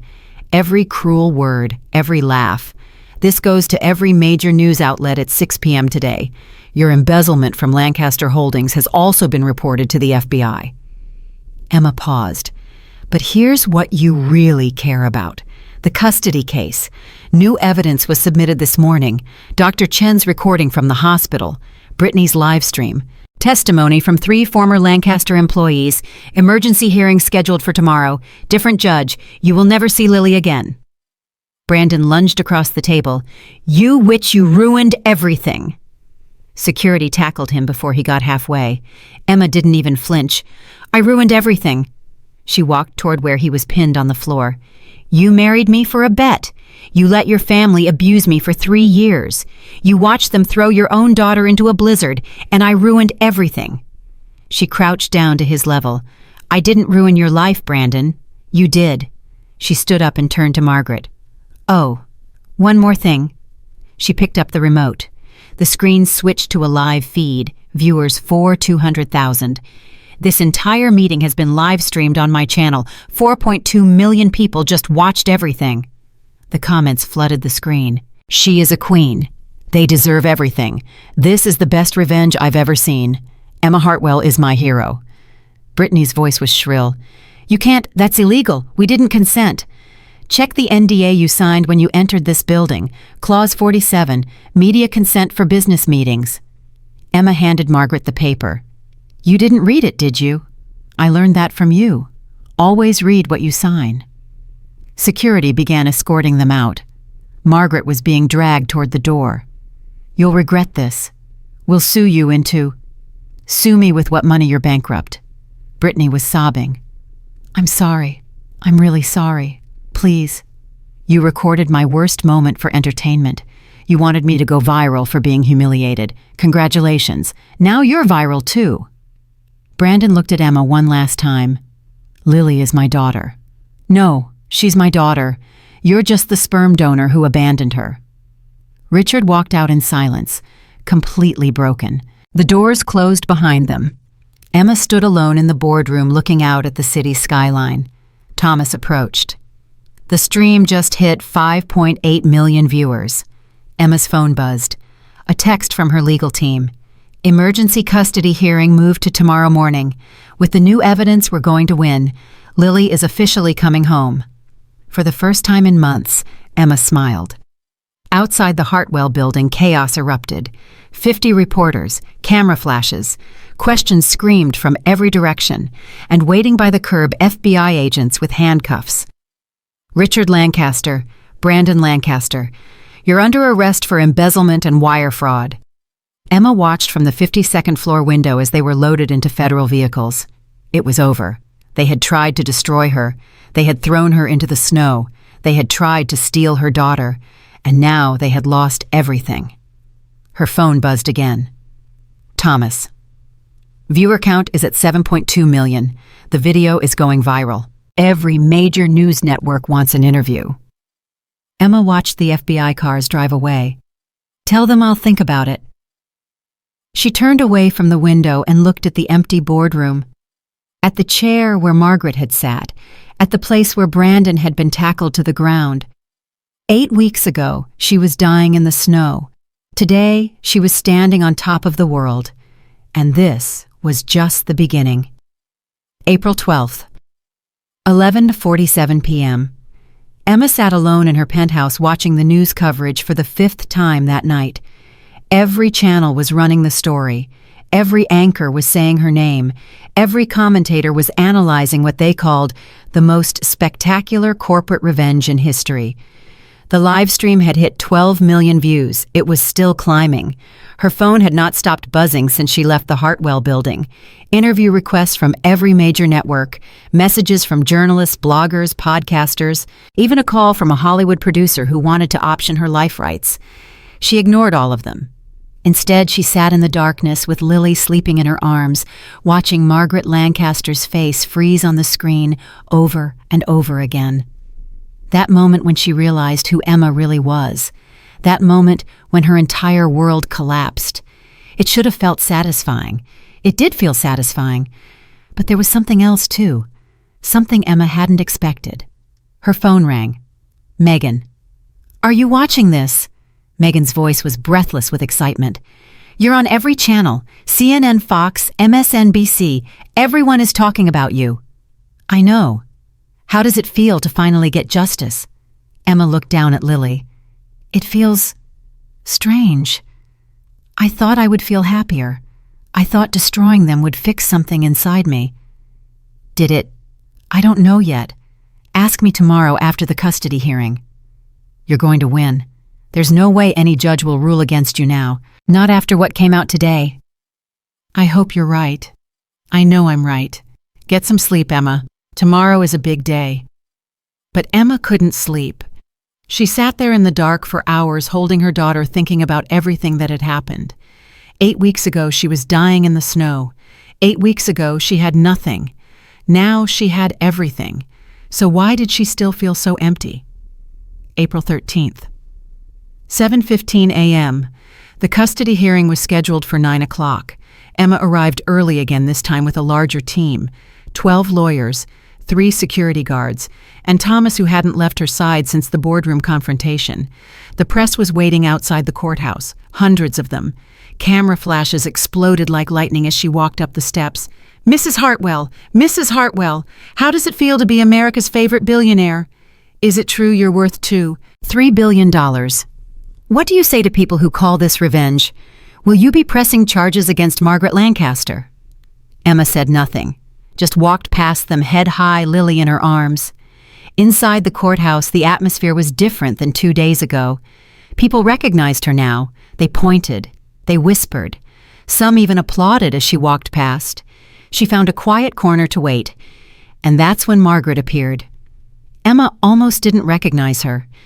The woman who walked toward her looked nothing like the polished socialite who had terrorized her for 3 years.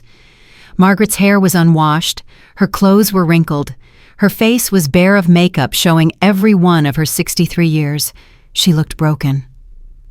"Emma." Her voice was hoarse, defeated. "Margaret." "Can we talk, please? Just for a moment." Thomas stepped forward. "Mrs. Lancaster, you need to speak to Mrs. Hartwell's attorneys if you—" "It's okay, Thomas." Emma handed Lily to a security guard. "Watch her. Don't let anyone near her." She walked with Margaret to a private alcove. "What do you want?" Margaret's hands were shaking. "I want to apologize. Really. I know it's too late. I know nothing I say can undo what we did. But I need you to understand. Understand what? That you threw me into the snow to die. That you tried to steal my daughter. That you spent 3 years treating me like garbage. I was wrong. I was so wrong." Margaret's voice cracked. "I thought I was protecting my family. I thought I was doing what was best for Brandon. You never thought about anyone except yourself.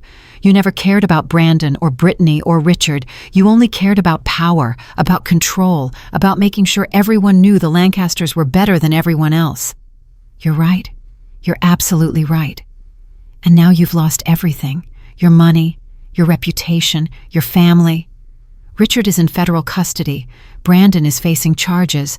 Brittany's career is destroyed, all because you couldn't stand the idea of your son marrying a poor girl. Margaret started crying. Actually crying, tears streaming down her face. Please, Emma, I'm begging you. Drop the charges against Brittany. She's my daughter. She was just following my lead. She didn't know. She knew exactly what she was doing. She filmed my assault and broadcast it to 800,000 people. She laughed while I was bleeding on the floor. She's young. She's stupid. She didn't understand. She's 32 years old, Margaret. Not that she'd ever admit it. Please, I'll do anything. I'll give you whatever you want. Just don't destroy my daughter. Emma looked at the woman who had made her life hell for 3 years. The woman who had called her trash. The woman who had tried to murder her. Part of her wanted to say yes. Part of her wanted to show mercy. But then she remembered Lily's cries growing weaker in the snow. She remembered thinking they were both going to die. She remembered the cold seeping into her bones. No, Emma, please. You don't get to beg for mercy, Margaret. You never showed any to me. Not once in 3 years. Not when you made me serve at dinner parties. Not when you made me scrub your floors on my hands and knees. Not when you threw me into a blizzard with my baby. I know, but there is no but. There is no excuse. There is no apology that can make this right. You wanted to destroy me. You wanted to leave me for dead.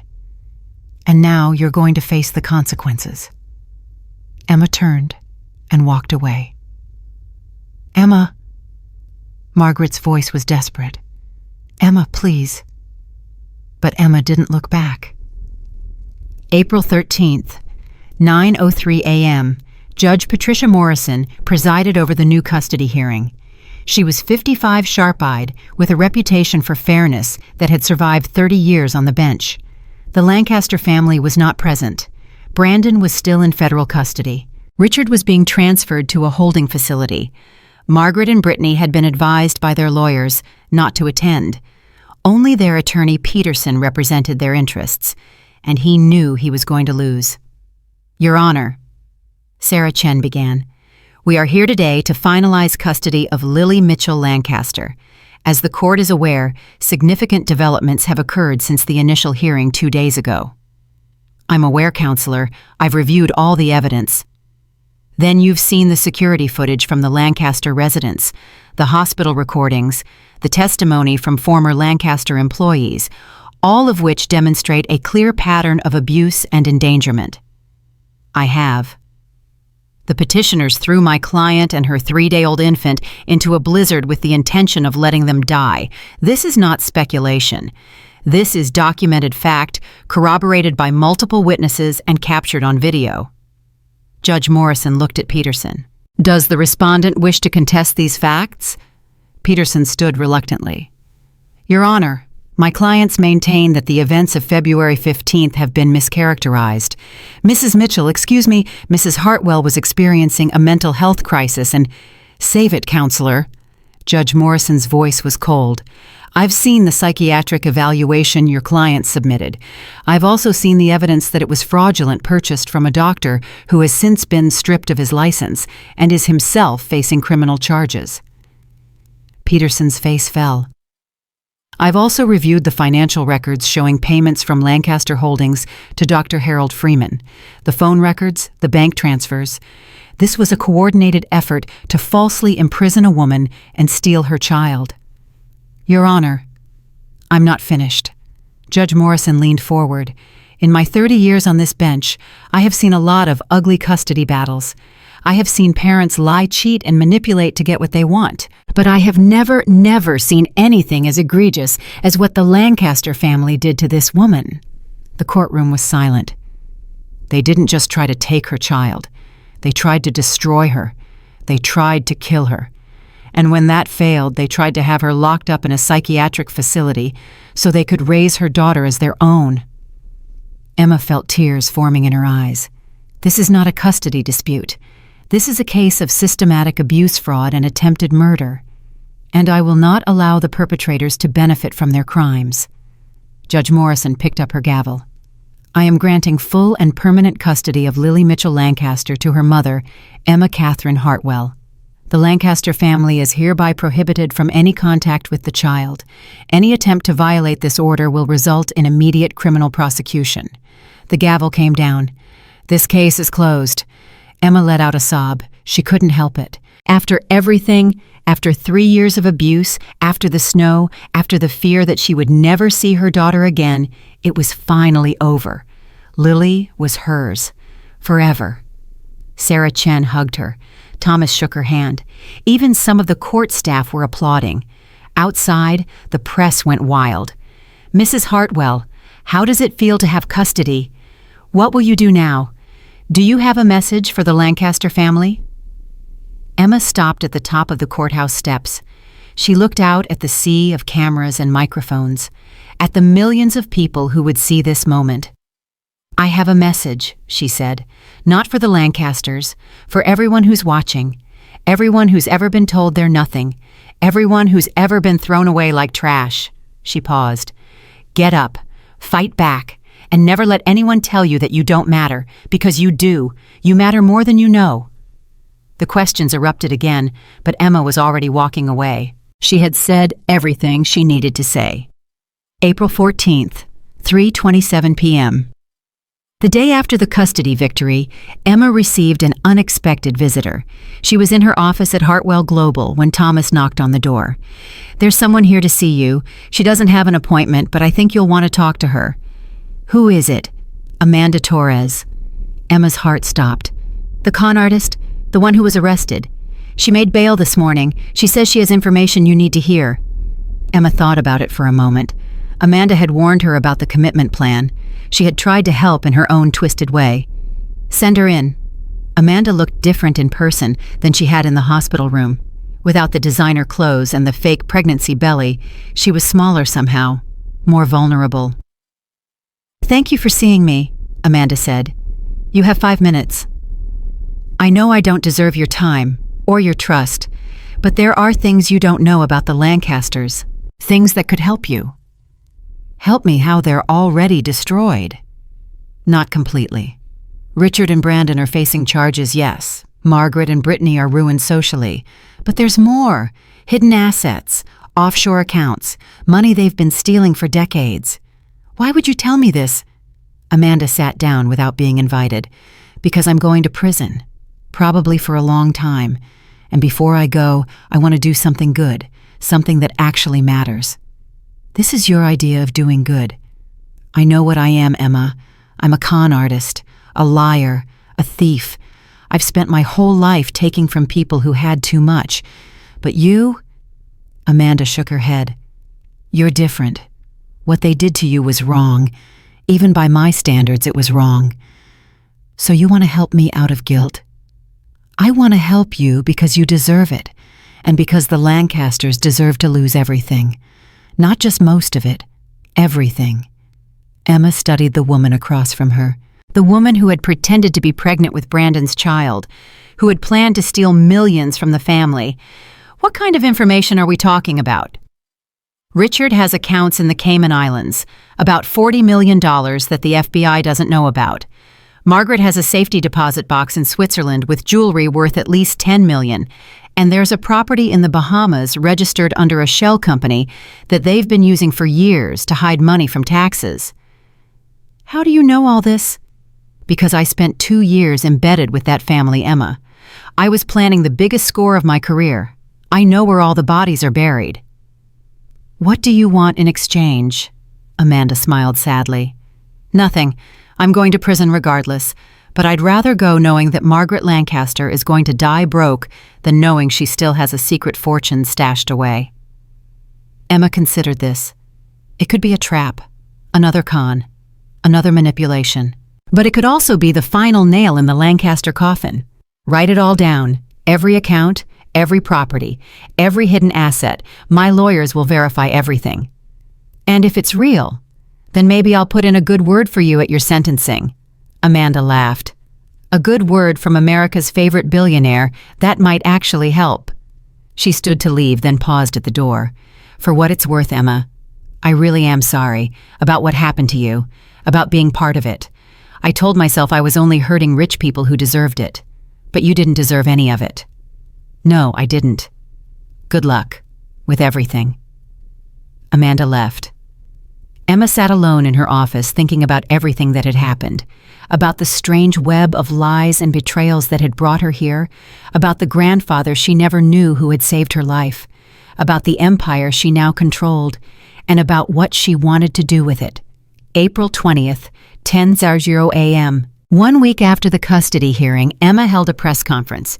The room was packed with reporters from every major outlet in the country. Cameras lined the walls. Microphones bristled from the podium like a forest of metal. Emma walked to the front of the room and looked out at the sea of faces. Thank you all for coming. I know there's been a lot of speculation about what I plan to do with Hartwell Global, about what I plan to do with the Lancaster case, about what I plan to do with my life. She paused. I'm here to answer some of those questions. The cameras flashed. First, regarding the Lancasters. As many of you know, Richard and Brandon Lancaster are currently facing federal charges for embezzlement and fraud. Margaret and Brittany Lancaster are facing state charges for assault and tax evasion. Additional charges may be filed based on evidence that has recently come to light. She thought of Amanda's information. All of it had checked out. I will not be commenting on the specific cases. The justice system will handle them appropriately. What I will say is this: the Lancaster family spent years believing they were untouchable.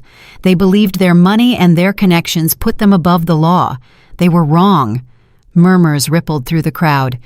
Second, regarding Hartwell Global, I have spent the past 8 weeks learning about this company, about its history, about its values, about my grandfather's vision for what it could become, and I have decided that I want to honor that vision. She took a breath. Effective immediately, I am establishing the Hartwell Foundation for Survivors of Abuse. The foundation will provide legal assistance housing and support services for victims of domestic violence and family abuse. Initial funding will be $50 million, with additional contributions to follow. Gasps from the audience. I know what it's like to be trapped in an abusive situation. I know what it's like to feel like no one can help you. I know what it's like to believe you're worthless because that's what the people around you keep telling you. And I want every person in that situation to know you are not alone. Help is available, and you deserve better. She looked directly into the cameras. To everyone watching who's going through their own storm right now, I see you. I was you, and I promise you there is a way out. Don't give up. Don't stop fighting. Don't let them win. The question started immediately. Mrs. Hartwell, what do you say to critics who call this revenge? I call it justice. There's a difference. Revenge is about hurting someone because they hurt you. Justice is about making sure they can never hurt anyone else.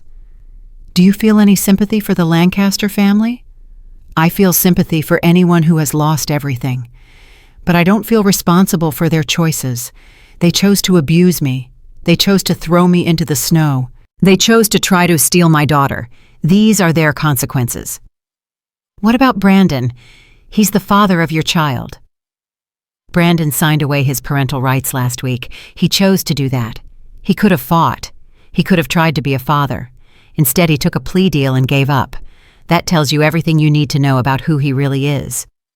What's next for you personally? Emma smiled. I'm going to raise my daughter. I'm going to run my company. And I'm going to spend the rest of my life proving that where you come from doesn't determine where you end up. May 15th, 6:30 p.m. 1 month after the press conference, Emma received a call from the district attorney. Mrs. Hartwell, I wanted to inform you personally. The grand jury has handed down indictments against all 4 members of the Lancaster family. What charges? Richard Lancaster, 15 counts of embezzlement, 3 counts of wire fraud, 2 counts of money laundering. He's looking at 20 to 30 years. Brandon, 7 counts of embezzlement, 1 count of assault conspiracy to commit fraud, 10 to 15 years. Margaret, tax evasion, assault conspiracy to commit kidnapping, reckless endangerment of a minor, 12 to 18 years. Brittany, assault, broadcasting, and assault without consent conspiracy, 5 to 8 years. Emma let the information sink in. When are the trials? They'll be staggered over the next 18 months. Richard's starts first in August. Margaret's is scheduled for November. Brandon and Brittany will follow next year. Thank you for letting me know. Mrs. Hartwell, for what it's worth, I've been doing this job for 25 years. I've seen a lot of victims become bitter, angry, consumed by what happened to them. But you turned your pain into something meaningful. The foundation you started has already helped over 200 people in its first month. That's remarkable. Thank you. Take care of yourself, and take care of that little girl. I will. June 3rd, 8:45 a.m. Emma was in her office when Thomas knocked on the door.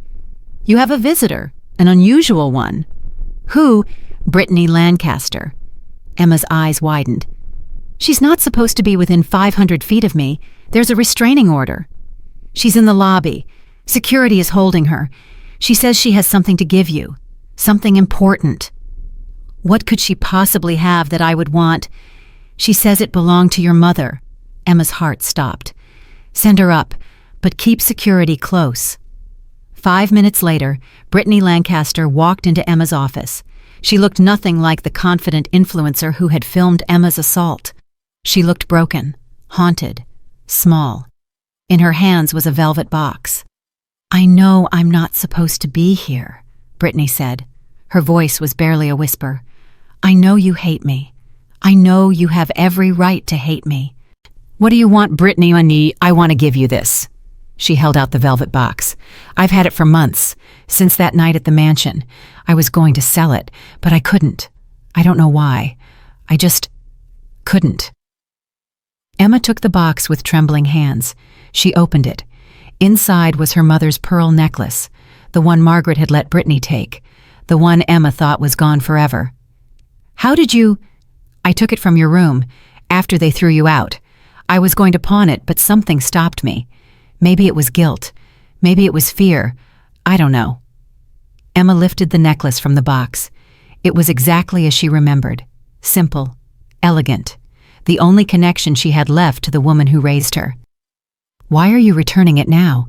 Because I'm going to prison, Emma, probably for years.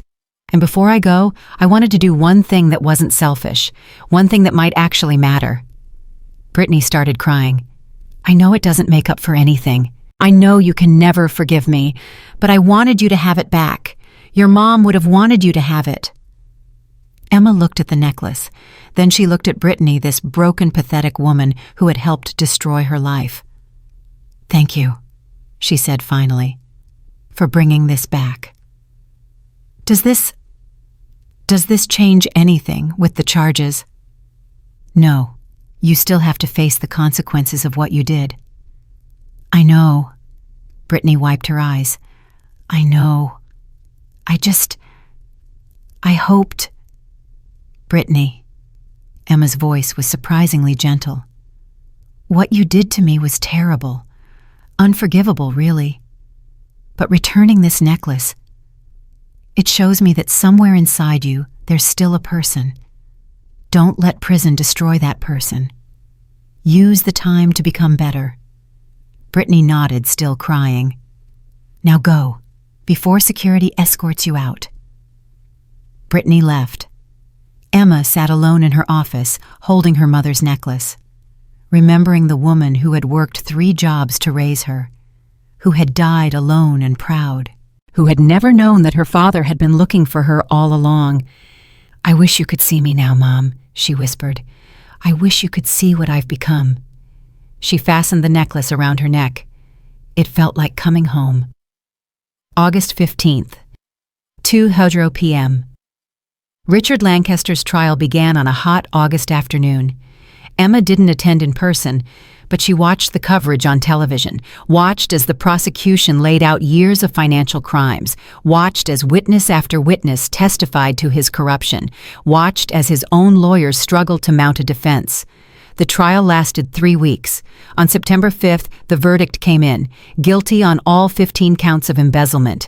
Guilty on all 3 counts of wire fraud. Guilty on both counts of money laundering. Richard Lancaster was sentenced to 22 years in federal prison. He would be 87 years old when he got out, if he survived that long. November 3rd, 9:30 a.m. Margaret's trial was shorter. The evidence was overwhelming. The security footage, the hospital recordings, the testimony of Dr. Chen and Megan and 3 former Lancaster employees. Margaret tried to claim she was acting to protect her family, that she didn't mean for anyone to get hurt, that the blizzard wasn't supposed to be that bad. The jury didn't buy it. Guilty of assault, guilty of conspiracy to commit kidnapping, guilty of reckless endangerment of a minor, guilty of tax evasion. Margaret Lancaster was sentenced to 15 years in state prison. When the verdict was read, she collapsed in the courtroom. They had to carry her out. January 20th, 4:15 p.m. Brandon's trial was the hardest for Emma to follow. Not because of any lingering feelings for him. Those had died in the snow along with the woman she used to be. It was hard because of what came out during the testimony, the full details of the bet, the group chat where he laughed about her with his friends, the recordings of him mocking her to Vanessa. But the worst part was the letter. A letter Brandon had written to Vanessa 2 weeks before Emma gave birth. The prosecution entered it into evidence. "I can't wait for this to be over. The pregnancy was bad enough, but now she wants me to be in the delivery room. Can you imagine watching her push out some kid I don't even want? The only thing that keeps me going is knowing that once I hit the 3-year mark, I get my $100,000 and I can finally be done with this charade. Mom says we can take the baby and get rid of Emma. Something about fake psychiatric papers. I don't care about the details. I just want to be with you." Emma had known Brandon didn't love her, but seeing it written down so casual, so cruel, still hurt. Not because she missed him, but because she had wasted 3 years of her life on someone who saw her as nothing but a means to an end. Brandon was convicted on all counts, 7 years in federal prison. He didn't look at Emma during the sentencing. He didn't say a word. March 8th, 11:00 a.m., Brittany's trial was the last. Her defense argued that she was under her mother's influence, that she didn't understand the severity of what was happening, that she was just following orders. The prosecution played her Instagram live from the hospital. "This is what happens when gold diggers mess with the wrong family. Watch karma in action." The jury found her guilty in less than 4 hours, 5 years in state prison. When the sentence was read, Brittany didn't cry. She just nodded, like she had been expecting it all along. April 12th, 1 year later, the anniversary of the boardroom confrontation. Emma stood at the window of her penthouse, Lily on her hip, watching the sun set over the city. Her city now, in a way. The city her grandfather had built an empire in, the city where she had nearly died, the city where she had risen from the ashes. Thomas knocked on the door. "The numbers are in. The foundation helped over 15,000 people this year. We opened 12 new shelters, funded 4 documentaries, lobbied successfully for 3 new laws protecting abuse survivors." "That's good. Good. It's extraordinary. You've changed more lives in 1 year than most people change in a lifetime." Emma looked at her reflection in the window. Platinum hair, designer clothes, the Hartwell signet ring on her finger, her mother's pearl necklace around her neck. She didn't recognize herself sometimes. "The Lancasters," she said. "Any updates?" "Richard had a heart attack last month. He's in the prison hospital. Doctors say he'll survive, but he's not the same. Margaret tried to appeal her conviction. It was denied. Brandon is adjusting to prison life. And Brittany, actually, she wrote you another letter." "What does it say?" "She wants you to know she's getting her GED. She's been going to therapy. She says she's trying to become a better person." Emma thought about that for a moment. Good for her. "Do you want to respond?" "No. But if she keeps improving, maybe we can revisit the restraining order when she gets out." Thomas raised an eyebrow. "That's surprisingly generous." "It's not about generosity. It's about not becoming like them. They let their hatred consume them. I won't make that mistake." She turned from the window and kissed Lily's forehead. "Did you know that this time last year I was lying in the snow? I thought I was going to die. I thought my baby was going to die. I had nothing. And now I have everything. A daughter, a company, a purpose. And do you know what I learned?" "What?" "That they were wrong about me. They called me trash. They said I was nothing. but I was never nothing. I was just someone who hadn't discovered her own strength yet. She looked at Thomas. That's the real message of this story. Not revenge, not justice. The real message is that no one gets to tell you what you're worth. You decide that for yourself. Thomas smiled. Your grandfather would be proud. I hope so. Emma looked at the portrait of William Hartwell hanging on the wall. I never got to meet him, but I like to think he's watching. I like to think he knows that his empire is in good hands. Lily gurgled and reached for Emma's necklace. That was your great-grandmother's, Emma said softly. And someday it will be yours, along with everything else. The company, the foundation, the legacy. She held her daughter close. But more important than any of that, you'll have something I never had growing up. You'll have a mother who loves you, who will protect you, who will never let anyone tell you that you're not enough. She kissed Lily's forehead again. Because you are enough, baby girl. You're more than enough, and don't let anyone ever tell you otherwise. 5 years passed faster than Emma ever expected. 5 years of building, 5 years of healing, 5 years of becoming someone she never imagined she could be. Lily was starting kindergarten today. Emma stood in the doorway of her daughter's bedroom, watching her struggle with the zipper on her purple backpack. Lily had picked out everything herself, the backpack, the dress, the shoes, even the hair ribbons. She was fiercely independent, just like her mother, just like her great-grandmother. Mommy, it's stuck again. Emma knelt down and fixed the zipper with practiced hands. There you go, baby girl. I'm not a baby anymore. I'm 5. You're right. You're a big girl now. Emma smoothed Lily's dark hair. Are you nervous? A little bit. Lily bit her lip. What if the other kids don't like me? Then they're missing out on knowing the most amazing girl in the world. You have to say that. You're my mom. Emma laughed. It still surprised her sometimes how easily laughter came now. 5 years ago, she didn't think she would ever laugh again. I say it because it's true. Now come on, we don't want to be late on your first day. September 3rd, 8:15 a.m. The elementary school was chaos. Parents everywhere, kids crying, teachers trying to organize the madness. Emma held Lily's hand as they navigated through the crowd. She noticed people staring.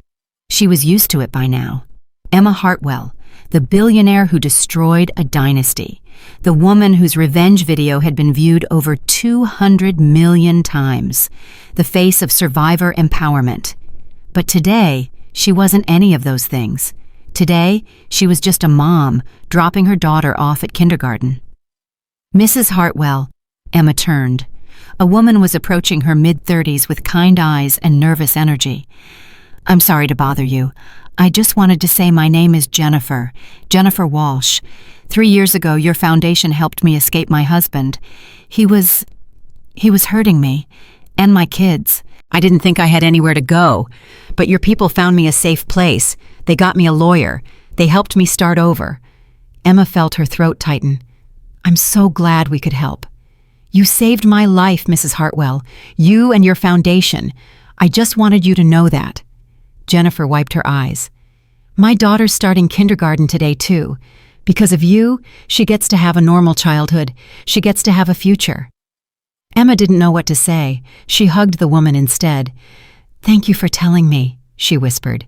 Stories like yours are why I do this. After Jennifer left, Lily tugged on Emma's hand. Mommy, why was that lady crying? Because sometimes people cry when they're happy baby girl. That's confusing. Yes, it is. They reached Lily's classroom.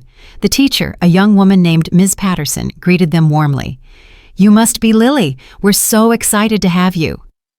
Lily looked up at Emma, suddenly uncertain. It's okay, Emma said.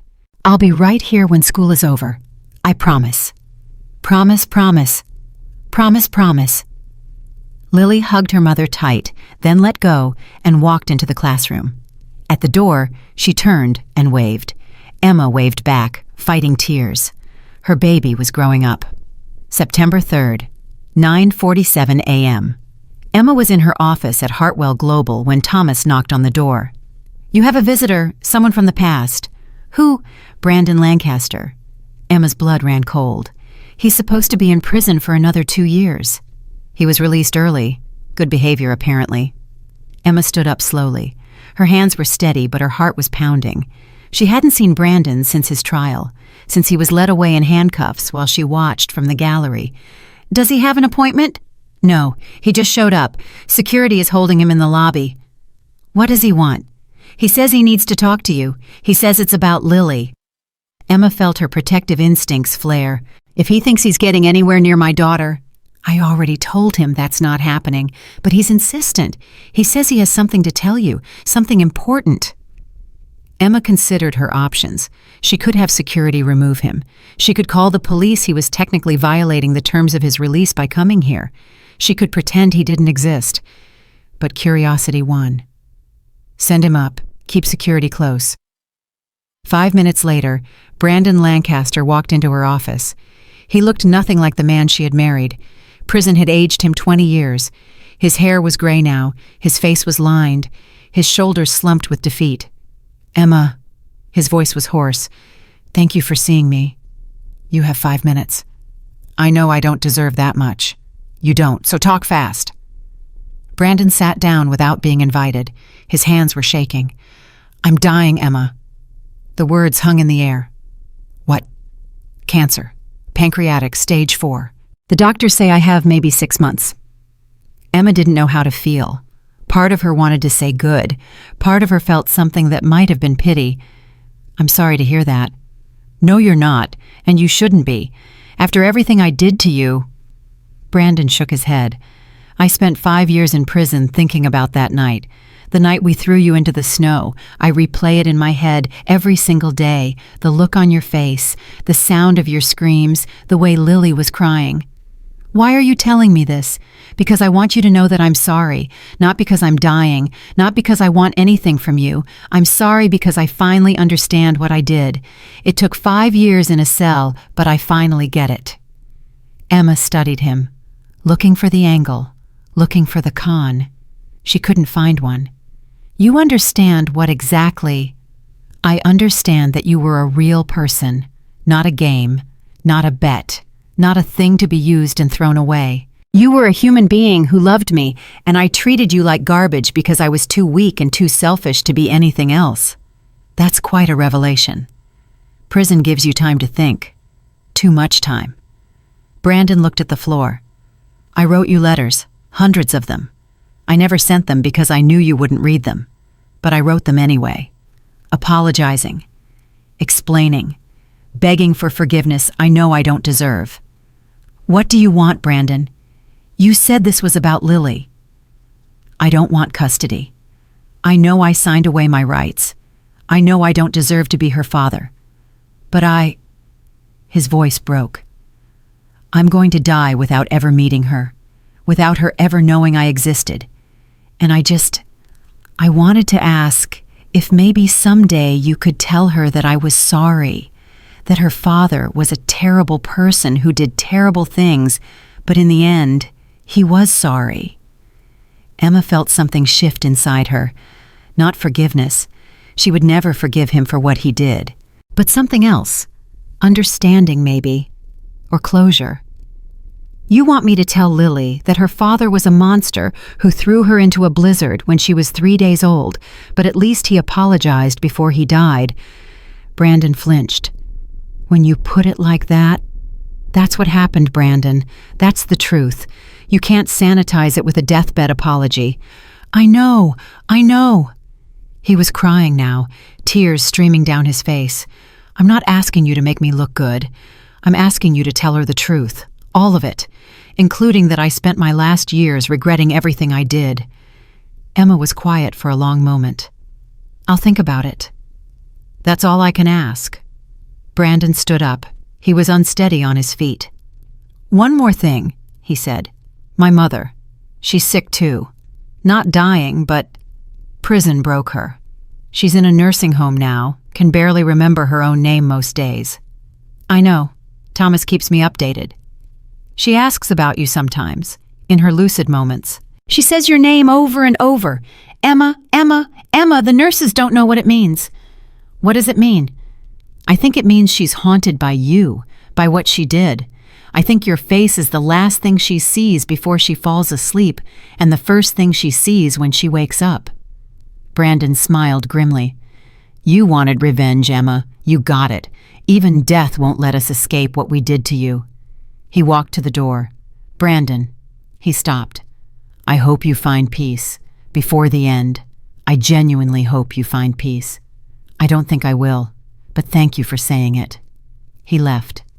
Emma sat alone in her office for a long time, thinking about forgiveness and revenge and the strange, twisted path her life had taken. October 15th, 3:30 p.m. The Hartwell Foundation annual gala was the biggest event of the year. Over 1,000 guests, celebrities, politicians, business leaders, all gathered to celebrate 5 years of helping abuse survivors rebuild their lives. Emma stood at the podium looking out at the crowd. 5 years ago tonight, I was lying in the snow dying. I had a 3-day-old baby in my arms. I had nothing, no money, no family, no hope. I was exactly what they said I was: trash, a nobody, nothing. The room was silent. But I survived. Not because I was special, not because I was strong. I survived because someone I never knew existed was watching over me. My grandfather, William Hartwell, spent 2 years trying to protect me from a distance. He died the morning after I was thrown into that blizzard, watching the security footage of what happened to me.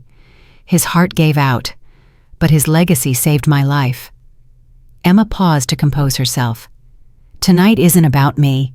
It's about the 47,000 people this foundation has helped over the past 5 years. It's about the shelters we've built, the laws we've changed, the lives we've saved. It's about every person who was told they were nothing and refused to believe it. She looked directly into the cameras. To everyone watching who's still trapped in their own storm, I see you.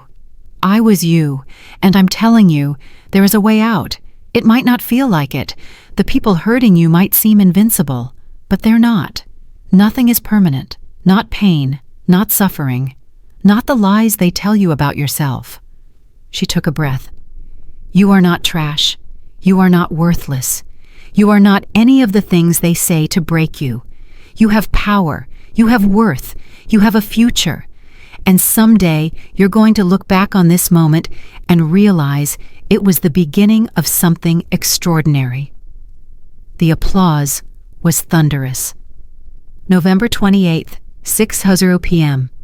Thanksgiving at the Hartwell penthouse. Emma had invited everyone who mattered to her: Megan and her new husband, Dr. Chen and her family, Thomas Blackwood and his wife, several women from the foundation who had become close friends, and one unexpected guest. Emma, there's someone at the door asking for you. Emma went to the foyer. Standing there was Brittany Lancaster. She looked different, older, quieter. The brash influencer was gone, replaced by someone who had clearly spent years working on herself. I know I wasn't invited, Brittany said quickly. I know I shouldn't be here, but I just got released last month and I needed to. Come in, Brittany. What? It's Thanksgiving. No one should be alone on Thanksgiving. Brittany started crying. After everything I did to you, how can you? Because holding on to hatred is exhausting, and I'm tired of being exhausted. Emma stepped aside. Come in. Have dinner. Then we can talk. Dinner was awkward at first. No one knew how to act around Brittany. But slowly, as the food was passed and the wine was poured, the tension eased. After dinner, Emma and Brittany sat alone on the balcony. I got my degree in prison, Brittany said. Social work. I want to help people now. People like you were. People who don't have anyone. That's a big change from Instagram influencer. Prison changes you, if you let it. Brittany looked at her hands. I've spent a lot of time thinking about who I was, why I did the things I did. I was so desperate for my mother's approval that I would have done anything, even destroy an innocent person. And now I understand that my mother's approval wasn't worth having. She didn't love me. She just used me like she used everyone else. How is she? Brandon said she's in a nursing home. She doesn't recognize me anymore. The last time I visited, she called me Emma. Brittany laughed bitterly. I think you haunt her even in her dementia. I don't want to haunt anyone. I know. That's what makes you different from us. We wanted to destroy you out of cruelty. You destroyed us out of justice. There's a difference. They sat in silence for a while. I'm not offering you a job, Emma said finally. Not yet. You need to prove yourself first. But if you're serious about helping people, the foundation could use volunteers. You'd trust me enough for that. I don't trust you at all, but I believe in second chances. That's the whole point of the foundation. Brittany wiped her eyes. Thank you, Emma. I don't deserve this. No, you don't. But that's what grace is. Getting something you don't deserve. February 15th, 3:47 a.m. 6 years to the minute since they threw her into the snow. Emma was awake. She was always awake at this time on this night. Her body remembered even when her mind tried to forget. She stood at the window of her penthouse looking out at the city. 6 years ago, she was dying in a snowbank. Tonight, she owned a piece of that skyline. Her phone buzzed. A text from Megan. You okay? I know what night it is. Emma typed back. I'm okay. Better every year. Want me to come over? No. Go back to sleep. I'm fine. She wasn't fine exactly, but she was better. That was the thing about trauma. It never fully went away. It just became something you carried. Some nights it was heavier than others. Tonight, it was heavy. She pulled out a letter from her desk drawer. The letter her grandfather had written her. She had read it so many times the paper was soft and worn. You are not trash. You are my granddaughter. You have power beyond measure. She read those words whenever the darkness crept in, whenever she started to doubt herself, whenever she forgot how far she had come. The door to her bedroom opened. Little footsteps padded across the floor. Mommy. Emma turned. Lily was standing there in her pajamas, rubbing her eyes. What are you doing up, baby girl? I had a bad dream. Can I sleep with you? Emma scooped her daughter up and held her close. Of course you can. What are you doing awake, Mommy? Thinking about the past. What about the past? Emma carried Lily to the couch by the window. They sat together looking out at the city lights. Before you were born, Emma said softly, some bad people tried to hurt Mommy. They said I was worthless. They said I was nothing. They tried to make me believe that I didn't matter. That's not true. No, it's not. But I believed them for a long time, until someone showed me that I was more than what they said. Who showed you? My grandfather, your great-grandfather. He left me something very special, something that helped me become who I am today. What did he leave you? Not just money, though there was a lot of that. Emma stroked Lily's hair.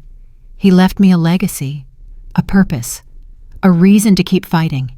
He left me the knowledge that I came from people who built things and changed things and mattered. Like you matter. Like you matter, baby girl. You matter more than anything in the world. Lily snuggled closer. Those bad people who hurt you, what happened to them?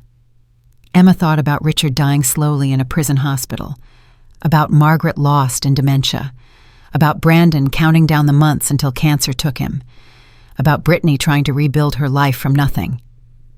They're gone, she said simply. They can't hurt anyone anymore. Good.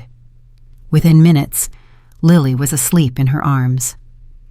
Emma held her daughter and watched the sun begin to rise over the city. Another February 15th survived. Another year further from the snow. April 12th, 7 years later. The boardroom meeting anniversary had become an unofficial holiday at Hartwell Global.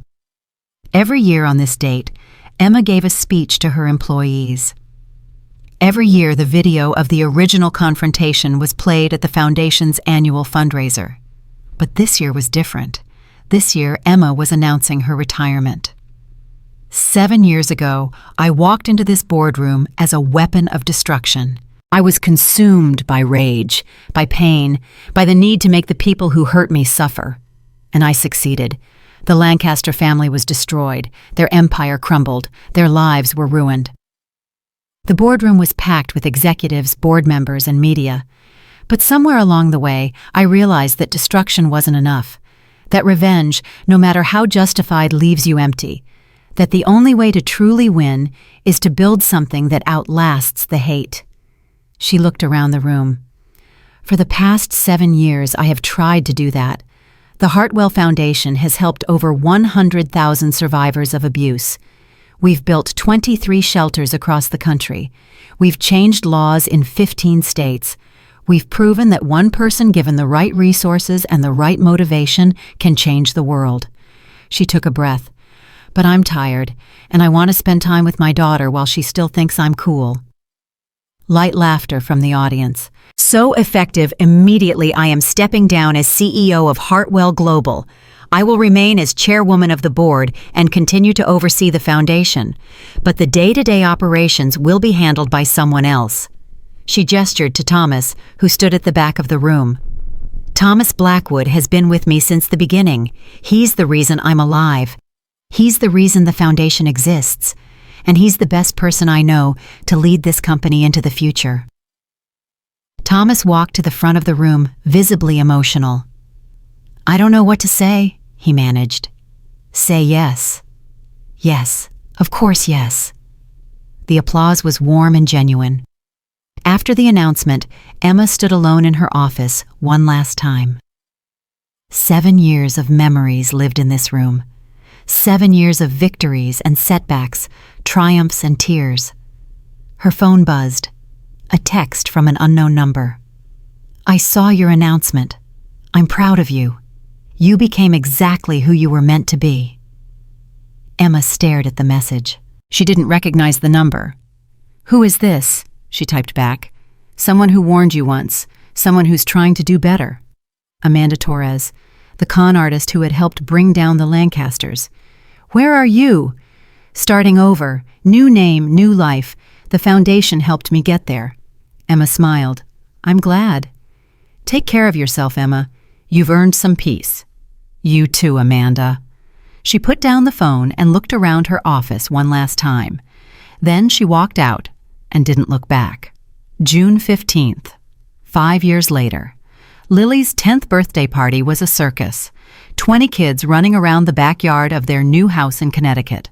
A bounce house, a pony, a magician. Everything a 10-year-old could want. Emma watched from the porch, Megan beside her. She's so big, Megan said. It feels like yesterday she was that tiny baby in the hospital. I know. She's growing up too fast. Are you happy, Emma? Really happy? Emma thought about the question. A year ago, the answer would have been complicated. She was successful. She was respected. She was changing the world. But happy, that was harder.